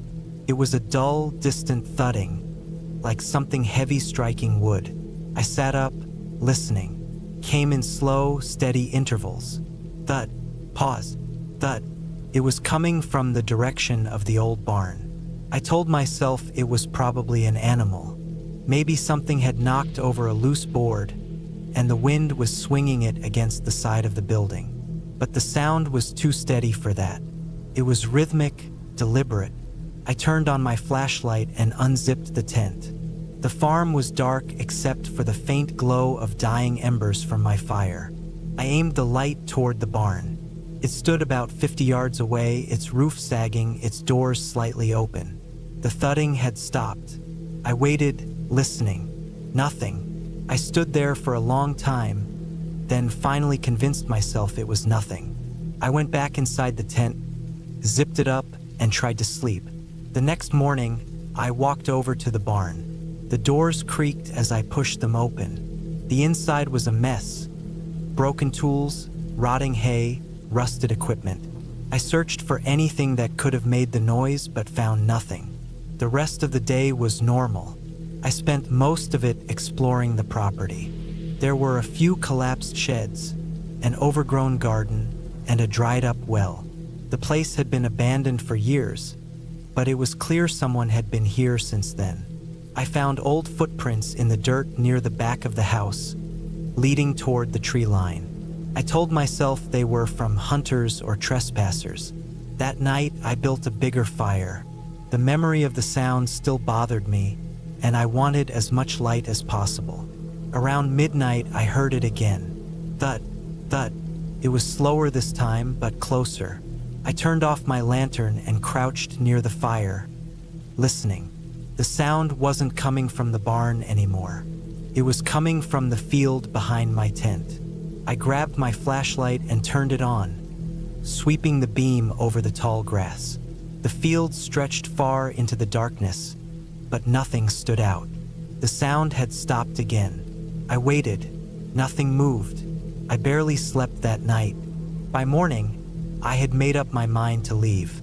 I packed up my tent, loaded everything into my truck, and took one last look at the farm. Something wasn't right about this place. As I was about to get in my truck, I noticed something new. Near the barn, in the dirt, were footprints. Bare feet. They hadn't been there the day before. They led from the barn toward my campsite. I followed them for a few yards before they disappeared into the grass. I didn't stick around. I got in my truck, backed out of the driveway, and didn't stop driving until I was miles away. I don't know who or what was out there that night. I don't want to know, but I'll never camp on an abandoned farm again.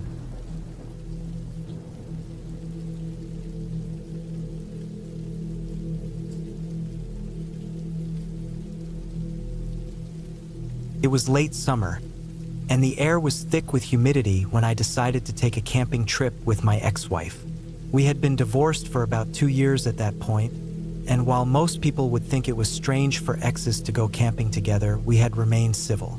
It wasn't like we were best friends, but we had history, years spent together, a house, memories, routines. After everything, we figured we could at least be in the same space without killing each other. We both enjoyed the outdoors. That was something we had in common even when everything else between us fell apart. She had suggested the trip, saying she wanted to get away from work, and I had agreed without much thought. Maybe I just wanted an excuse to escape my own life for a few days. Maybe I wanted to remind myself of who I used to be before everything unraveled. We picked a spot deep in the woods, far from the usual campsites that filled up with families and groups of college kids. It wasn't completely off the grid, but it was remote enough that we wouldn't see anyone unless we went looking. It was the kind of place where the silence felt heavy, where the trees swallowed sound, and where you could sit by the fire at night and feel like the last two people on Earth. We drove up in my truck, packed with supplies: tent, sleeping bags, a cooler full of food, a couple of knives, and a small hatchet for chopping firewood. The drive took about 4 hours, the last hour of which was on a dirt road that was barely wide enough for my truck. The deeper we went, the more the trees pressed in, casting long shadows that seemed to stretch forever. By the time we reached the clearing where we planned to set up camp, the sun was already dipping below the tree line. We worked quickly, pitching the tent, gathering firewood, making sure everything was in place before it got too dark. The first night was uneventful. We sat by the fire, eating the food we had packed, listening to the sounds of the forest. The occasional crack of a branch somewhere in the distance, the rustling of leaves as something moved through the underbrush. Normal sounds, sounds I had heard 1,000 times before. But there was something else, too. Something beneath the usual noises. I noticed it first, a faint clicking sound that seemed to come and go. It wasn't an animal sound, not one I recognized, at least. It was too deliberate, too measured. My ex-wife heard it too, but we both dismissed it. Maybe it was just a branch tapping against another in the wind. Maybe it was nothing. The second day we hiked. We followed an old trail that wound through the trees, leading to a small river about 3 miles from our campsite. The water was clear and cold, and we sat by the edge for a while, enjoying the quiet. She took off her boots and let her feet dangle in the water. I skipped a few rocks, felt almost normal, almost like before, but the feeling didn't last. On the way back, I got the sense that we were being watched. I kept looking over my shoulder, expecting to see someone or something just out of sight. There was nothing there, just trees thick and endless. But the feeling wouldn't go away. When we got back to camp, the first thing I noticed was that our tent was open. The flap we had zipped shut was halfway unzipped, hanging loose. At first, I thought maybe I had left it that way by mistake, but I knew I hadn't. I checked inside, expecting to find a raccoon or some other animal rummaging through our stuff, but everything was exactly where we had left it. Nothing was disturbed, not a single thing. That night, the sounds came back, louder this time, closer, the same rhythmic clicking, coming from different directions. First to the left of the campsite, then to the right, then behind us. I didn't say anything, but I knew my ex-wife heard it too. She kept glancing at the darkness beyond the firelight, her shoulders tense. We didn't talk about it. Maybe we didn't want to acknowledge it. Maybe saying it out loud would make it real. At some point in the night, I heard something move just outside the tent. A slow, deliberate step, then another. I held my breath, straining to hear, then silence. I didn't sleep much after that. Neither did she. By morning, we were both on edge. We decided to pack up and leave early. Something about the place felt wrong. I couldn't explain it, but I knew we needed to go.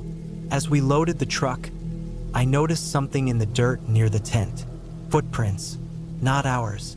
They were barefoot, human, but the strides were strange, too long, almost unnatural. We didn't talk about it. We just got in the truck and drove. Neither of us ever mentioned that trip again.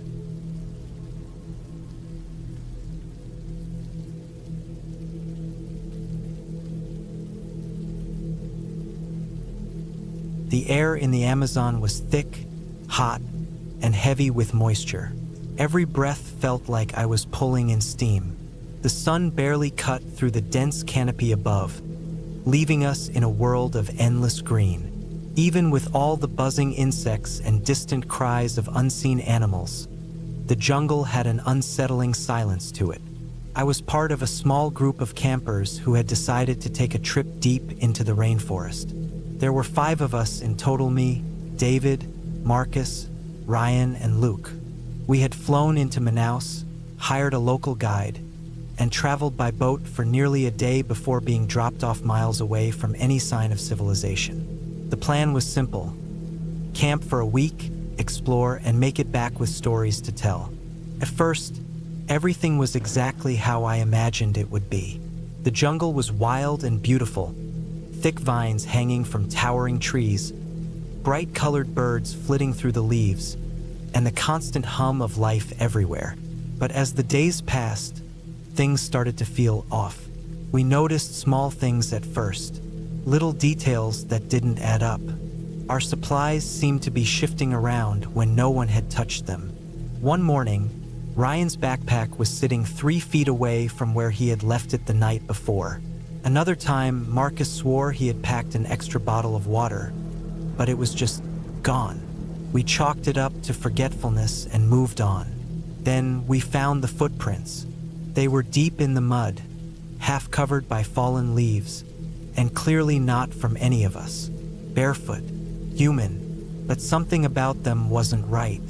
The toes were too long, the shape slightly unnatural. They didn't match the footprints of our guide, who had left us days ago. That night, none of us slept well. The jungle played tricks on us. The sounds of the night chirps, rustling leaves, the occasional snap of a branch became sinister. Every noise felt closer than it should have been. By the fourth night, things escalated. We had set up camp near a river, thinking it would be a good source of water and an easy landmark to follow. As we sat by the fire, eating from our rations, Marcus froze. He was staring past the fire, eyes wide. I turned to look and saw nothing at first, just the blackness of the jungle beyond the trees. Then something moved, a shape low to the ground, just at the edge of the firelight. It was gone before I could focus on it, but my skin went cold. We decided not to say anything. Maybe it was an animal. Maybe we were just imagining things. That night, I woke up to a sound just outside my tent. It wasn't an animal. Animals moved with purpose. This was slow, deliberate. I held my breath, straining to listen. Soft crunching in the leaves. Then nothing. Morning came and we all knew. We weren't alone out here. We checked the area and found more footprints. This time, they were circling our tents. We needed to leave. Packing up quickly, we checked our map and compass, trying to get back to the river where we had been dropped off. It should have taken half a day at most, but the jungle played tricks on us. We walked for hours and yet nothing looked familiar. The trees all seemed the same, the paths blending together. Then we saw them, figures in the distance. At first, I thought they were just more trees, shadows playing tricks on us. But as we moved, so did they. Low to the ground, barely making a sound. They weren't running or charging, just watching. That night, we didn't sleep. The fire stayed lit, but it didn't feel like enough. We could hear them moving in the darkness, just beyond the light. A branch snapped, then another. Something was coming closer. I gripped the small knife I had and tried to slow my breathing. The jungle was too thick to see anything clearly, but I could feel it. Then, just before dawn, the noises stopped. Morning came and we ran. We ran like animals, crashing through the jungle with no regard for direction or safety. We just knew we had to get out. I don't remember how long we ran, but eventually we stumbled upon a river. *the river. Relief hit me like a wave. We followed it, running along the bank until we saw the boat in the distance. We had made it. As we climbed aboard, exhausted and shaking, I turned to look back at the jungle. And there, standing just at the tree line, was a figure. Not running, not hiding, just standing, watching. We never spoke about it after that. But I know what I saw, and I know we were never supposed to leave.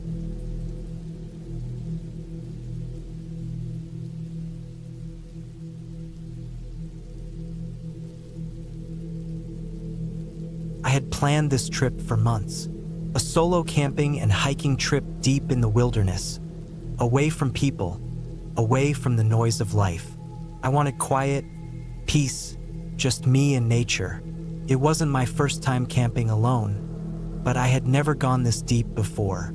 The area was remote, far from any major roads, and I had picked a spot miles from the nearest established campsite. It was supposed to be a test of my skills, a challenge. The drive out was long, over 2 hours on paved roads, then another hour on rough dirt roads before I finally parked my truck at a small clearing. From there, it was a 5-mile hike to where I planned to set up camp. A small clearing near a river far from anyone. I had mapped it out, studied the terrain, made sure there were no major hazards.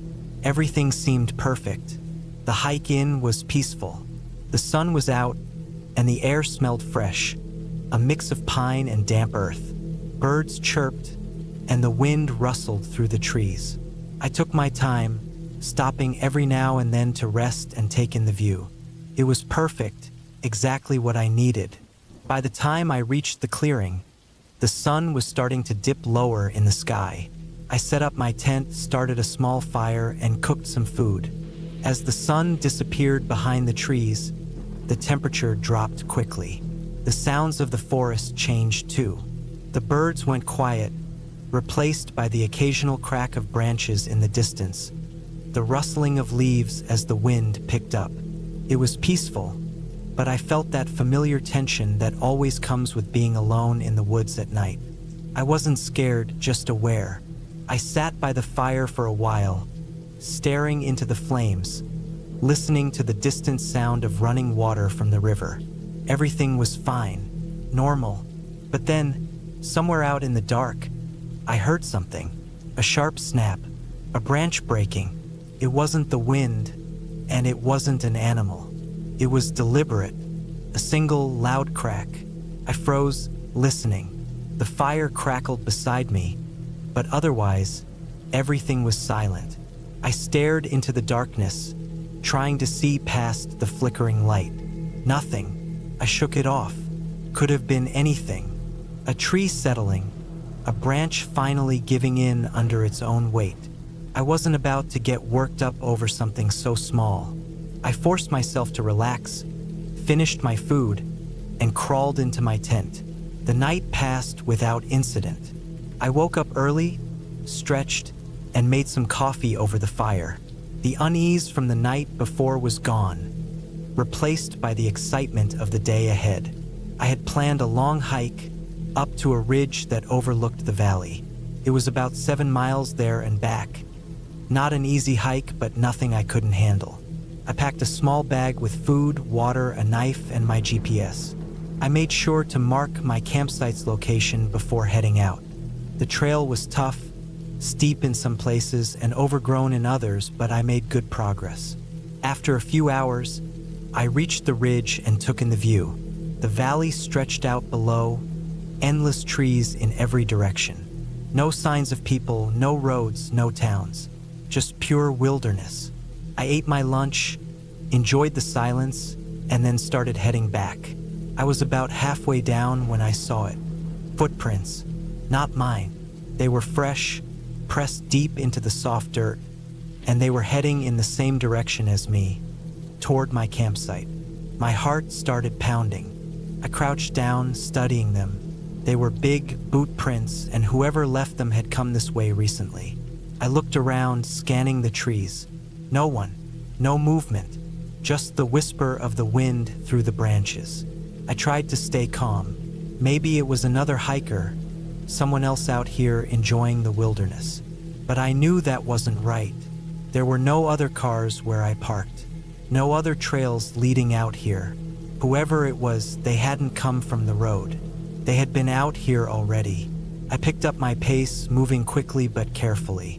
My mind raced with possibilities. Maybe it was nothing. Maybe it was just some hunter passing through. But I couldn't shake the feeling that something was wrong.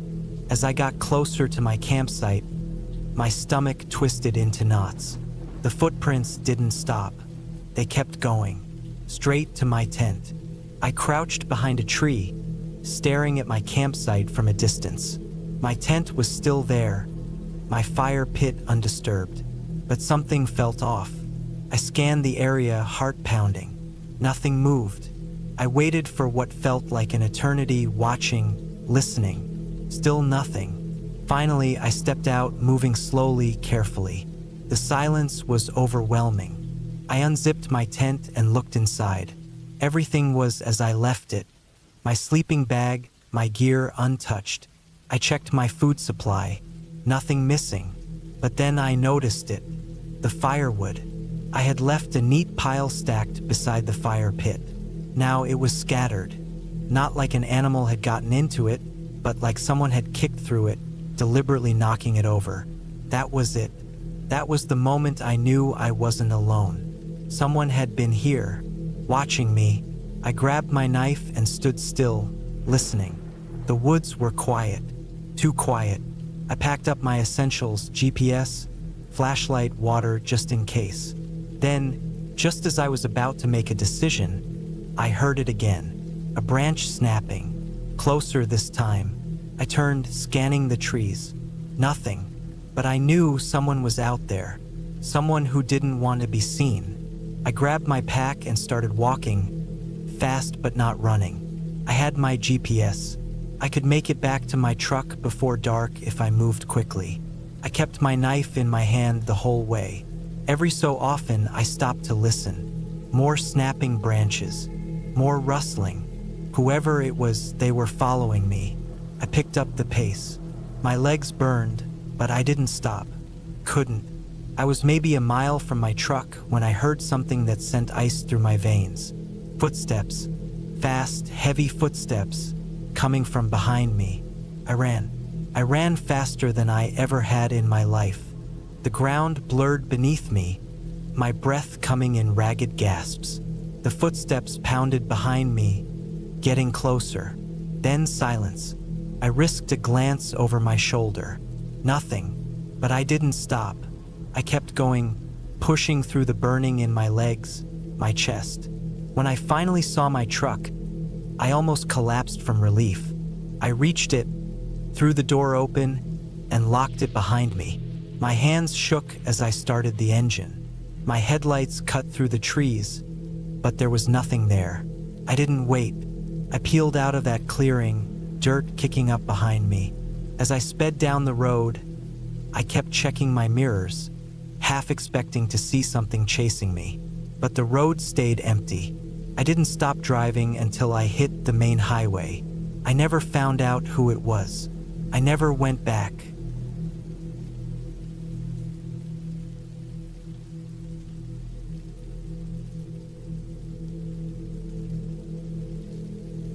It was the middle of October when I decided to take a solo camping trip in the south of France.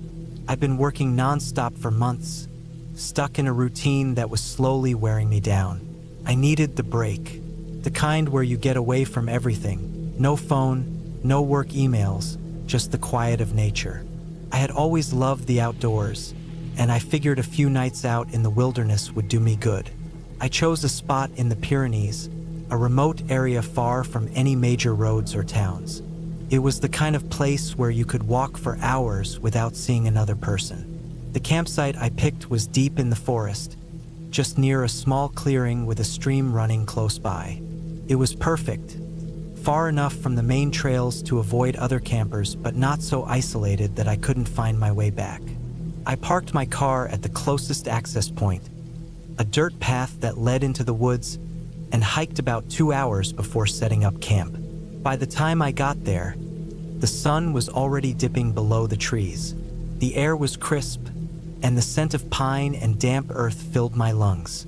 I set up my tent quickly, knowing that once night fell, it would be much harder to do anything. I gathered some firewood from around the clearing and got a small fire going. As I sat by the flames, I ate a quick meal, listening to the sounds of the forest, the occasional rustling in the bushes, the distant hoot of an owl, the trickling of the stream. It was peaceful, exactly what I had come for, but something about the silence felt off. Too quiet even for the wilderness.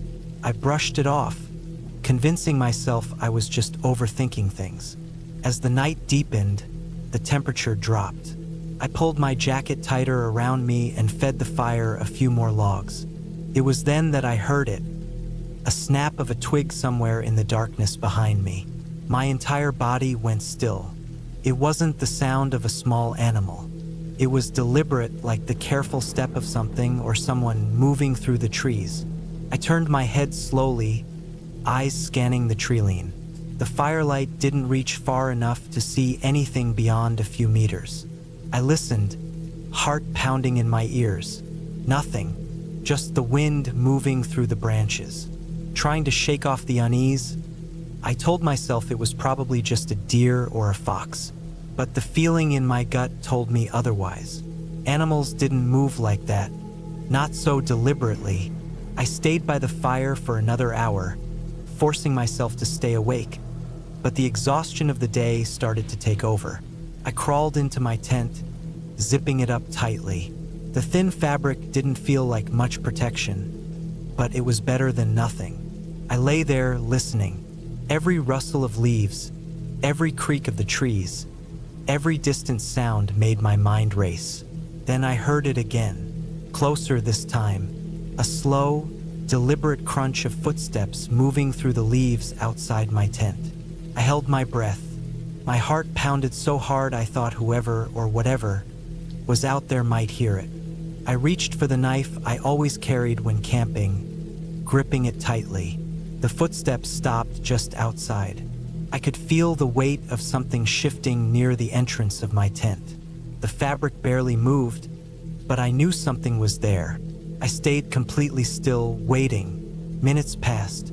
Then, just as suddenly as it had come, the presence outside backed away. Slow, careful steps retreating into the forest. I exhaled, barely realizing I had been holding my breath.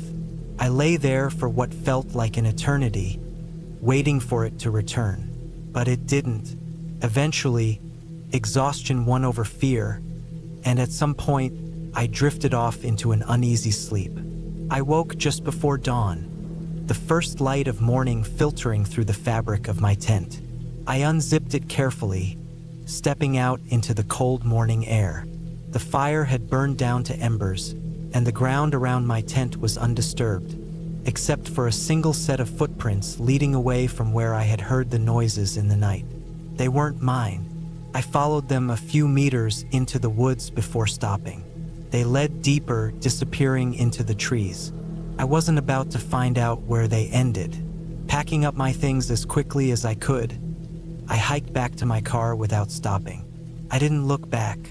I never went camping alone again.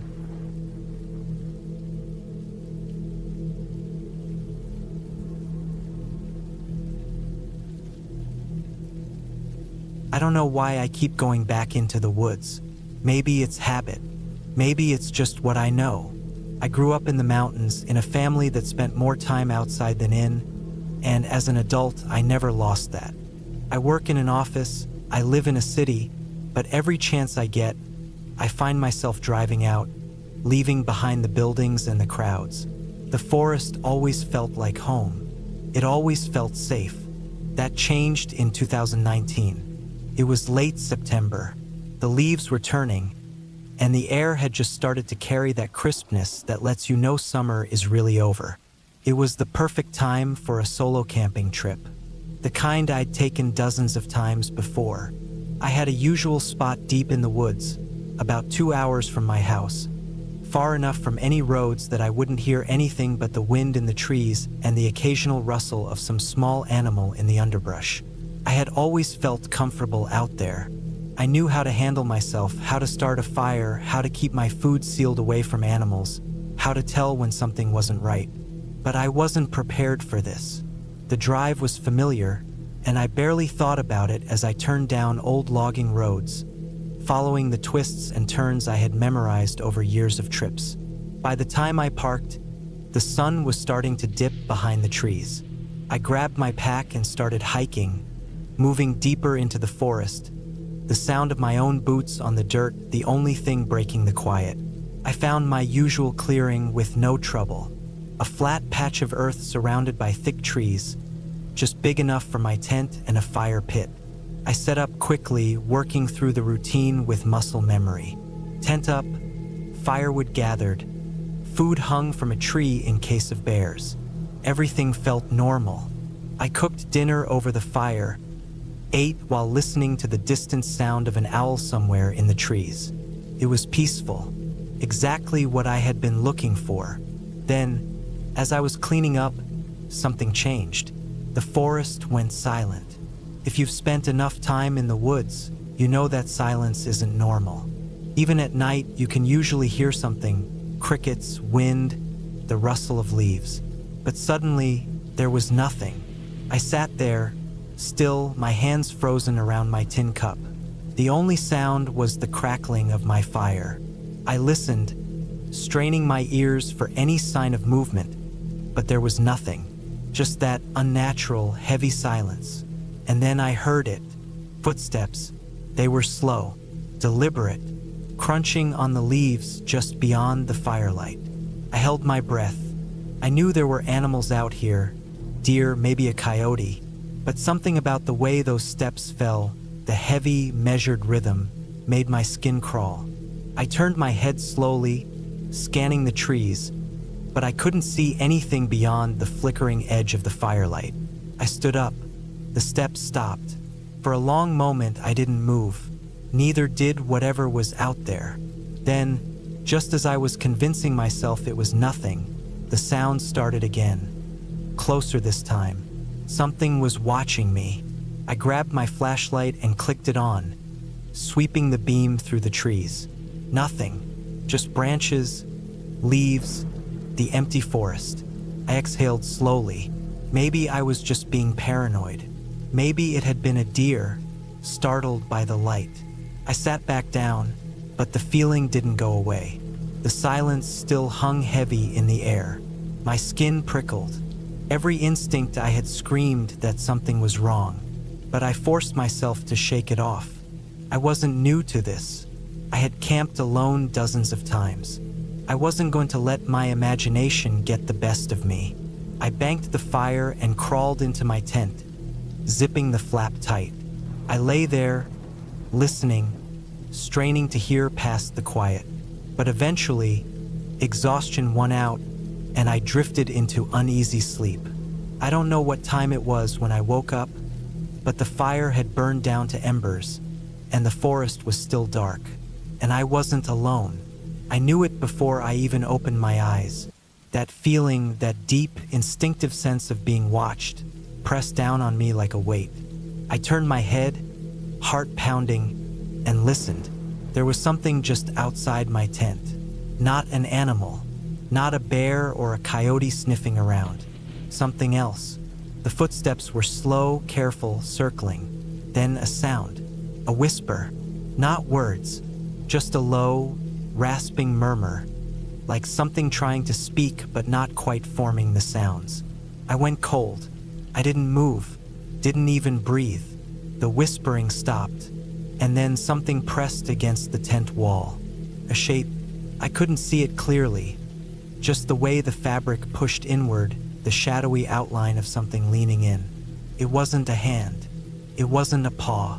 It was something in between. Too long, too thin. The shape of it was wrong, the way it moved unnatural.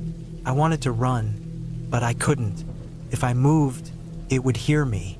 I forced myself to stay still, my hands clenched into fists. The shape lingered, and then, just as slowly, it pulled away. The footsteps retreated. I lay there for what felt like hours, frozen, waiting, listening. Finally, the forest sounds returned. A distant rustling of leaves, the hoot of an owl. I stayed in my tent until the first light of dawn. As soon as the sun came up, I broke camp, packed everything as fast as I could, barely taking the time to fold my tent before stuffing it into my pack. I didn't look around. I didn't try to check for footprints. I just left. I hiked back to my car without stopping, my skin crawling the entire way. Every step I took, I felt like I was being watched. I made it home, locked my door, told myself I had imagined it. But I know I didn't, because a week later, I was scrolling through my phone, looking at the pictures I had taken on my trip, and in one of them, just at the edge of the frame, barely visible in the shadows, there was something standing between the trees. Something that looked almost human, but not quite, and it was watching me.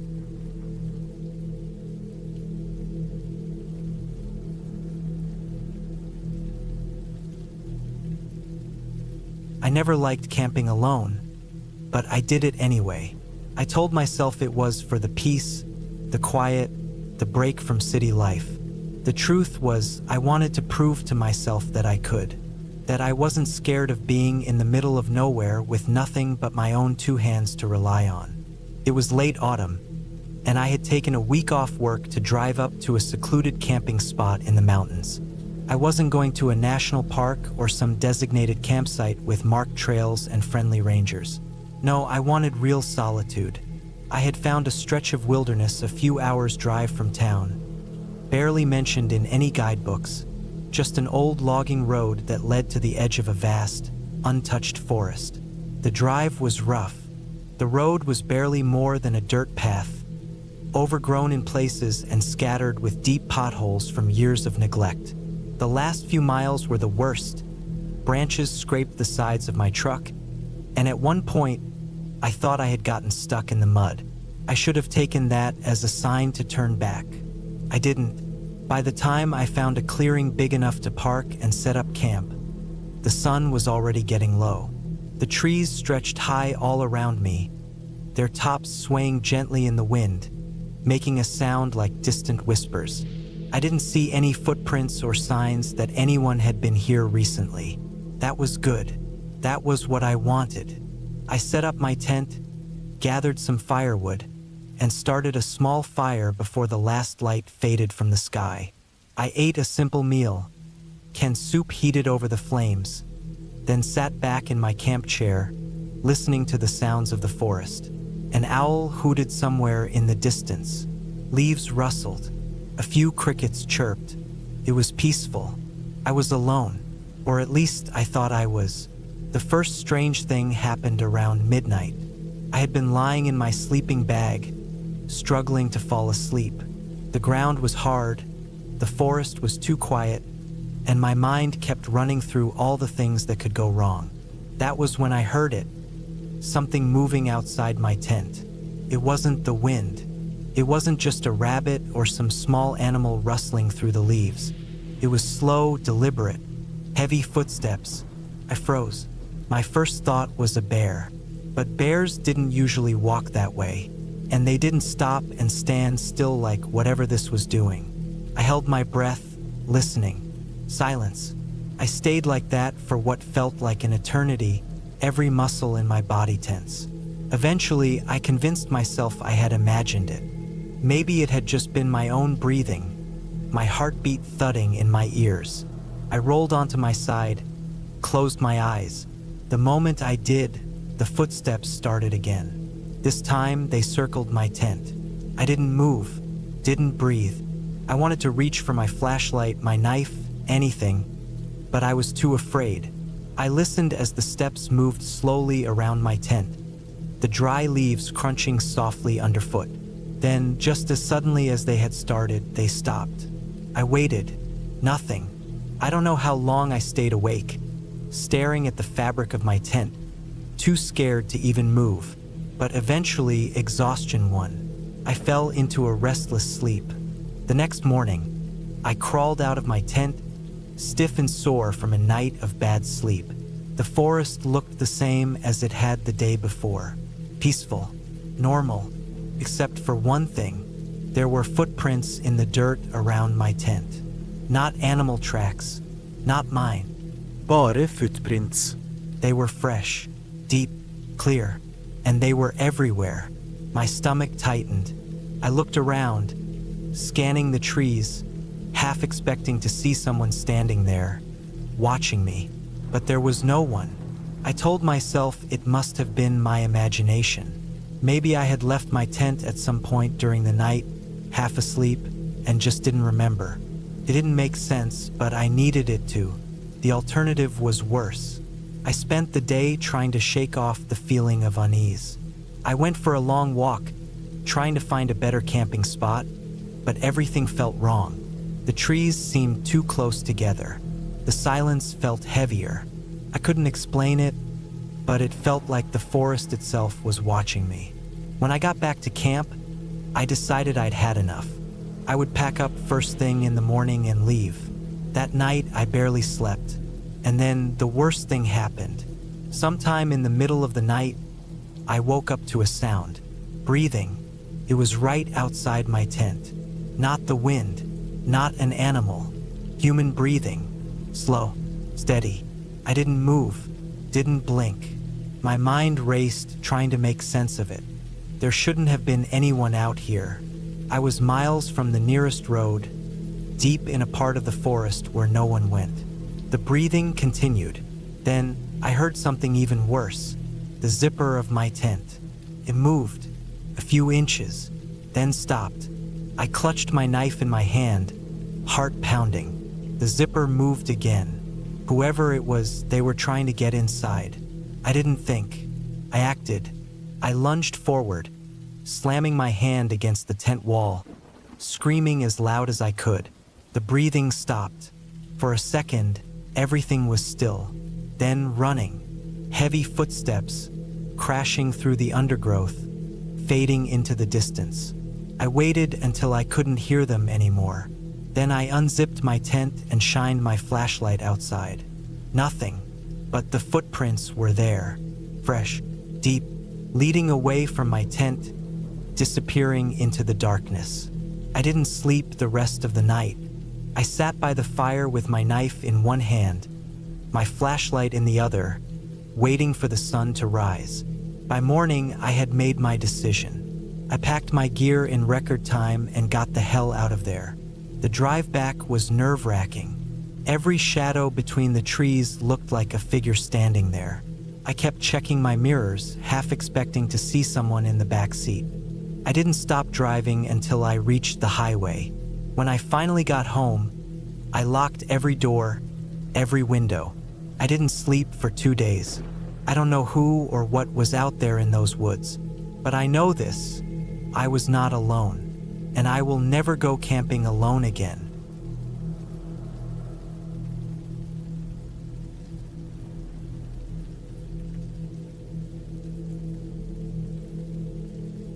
I had been planning the trip for weeks. Work had been stressful and I just needed a break. Time to be alone, away from emails, away from people, away from everything. I packed my gear carefully, making sure I had everything: tent, sleeping bag, food, knife, flashlight, extra batteries, and my old bolt-action rifle. I wasn't planning on hunting, but it was more for peace of mind. I always carried a firearm when camping alone. The plan was simple: drive up into the mountains, find a quiet spot deep in the woods, and just relax for a few days. No phones, no distractions, just me and the wilderness. I had done trips like this before, but this time I wanted to go further off the beaten path. The drive was long, nearly 5 hours, and the last stretch was nothing but dirt roads winding through dense forest. The trees were tall and thick, and the deeper I went, the more isolated I felt. That was exactly what I wanted. I finally found a spot that seemed perfect. It was a small clearing just big enough for my tent and a fire pit. The nearest hiking trail was miles away, which meant I wouldn't be running into anyone. I set up camp, pitched my tent, and gathered some firewood. The silence was almost eerie. No distant traffic noise, no hum of electricity, just the wind moving through the trees. The first night was uneventful. I cooked some canned food over the fire, listened to the distant sound of an owl, and then went to sleep early. The forest was peaceful and I felt safe. The second day, I decided to explore the area. I hiked for a few hours, found a small stream where I refilled my water bottles, and just enjoyed the quiet. It was exactly what I needed. But that afternoon, I noticed something strange. As I was heading back to camp, I found footprints in the dirt. They weren't mine. I had been walking in soft ground, and my own tracks were easy to spot. But these prints were fresh, and they weren't there earlier when I passed through. They were boot prints larger than mine. Someone had been walking near my camp. I tried to stay calm. Maybe it was just a hunter passing through. But I hadn't heard any gunshots, and there was no reason for anyone to be out here. The nearest town was hours away, and I hadn't seen another car on the road since I left the highway. Back at camp, everything seemed untouched. My tent was still zipped. My gear was where I left it. I checked around but found nothing else unusual. That night, I kept my rifle close. I wasn't scared, just cautious. I told myself it was nothing, that I was overthinking it. But something didn't sit right with me. Around midnight, I woke up. Something had snapped a branch outside my tent. It was close. I lay still, listening. The fire had burned down to embers, casting a dim glow through the fabric of the tent. I strained my ears, but the woods had gone silent. No crickets, no wind, just silence. Then, another sound. Footsteps. Slow, deliberate. Someone was walking around my camp. I held my breath. The footsteps stopped just outside my tent. I could hear breathing, deep, slow breaths. I reached for my rifle, moving as quietly as I could. My hand closed around the stock and I waited. Then the footsteps moved away, slow at first, then fading into the trees. I didn't sleep the rest of the night. By morning, I had convinced myself I had imagined it. Maybe it was an animal. Maybe I was just paranoid. But when I stepped outside my tent, I saw them. Footprints circling my campsite. Someone had been there. I packed up fast. Whatever was happening, I wasn't going to stick around to find out. I had planned to stay another night, but I wasn't taking any chances. As I was loading my gear into my truck, I noticed something. In the dirt, near the tree line, was something small and shiny. I walked over and picked it up. It was a button, a black button torn from a jacket. It looked old, weathered, but it hadn't been there yesterday. I looked around, scanning the trees. Nothing. I got in my truck and started driving. The road was rough, winding through miles of forest. My hands were tight on the wheel, my eyes flicking to the mirrors, half expecting to see someone step onto the road behind me. I didn't relax until I was back on pavement, back in civilization. I don't know who was out there that night. I don't know what they wanted. But I do know one thing. I'll never camp alone again.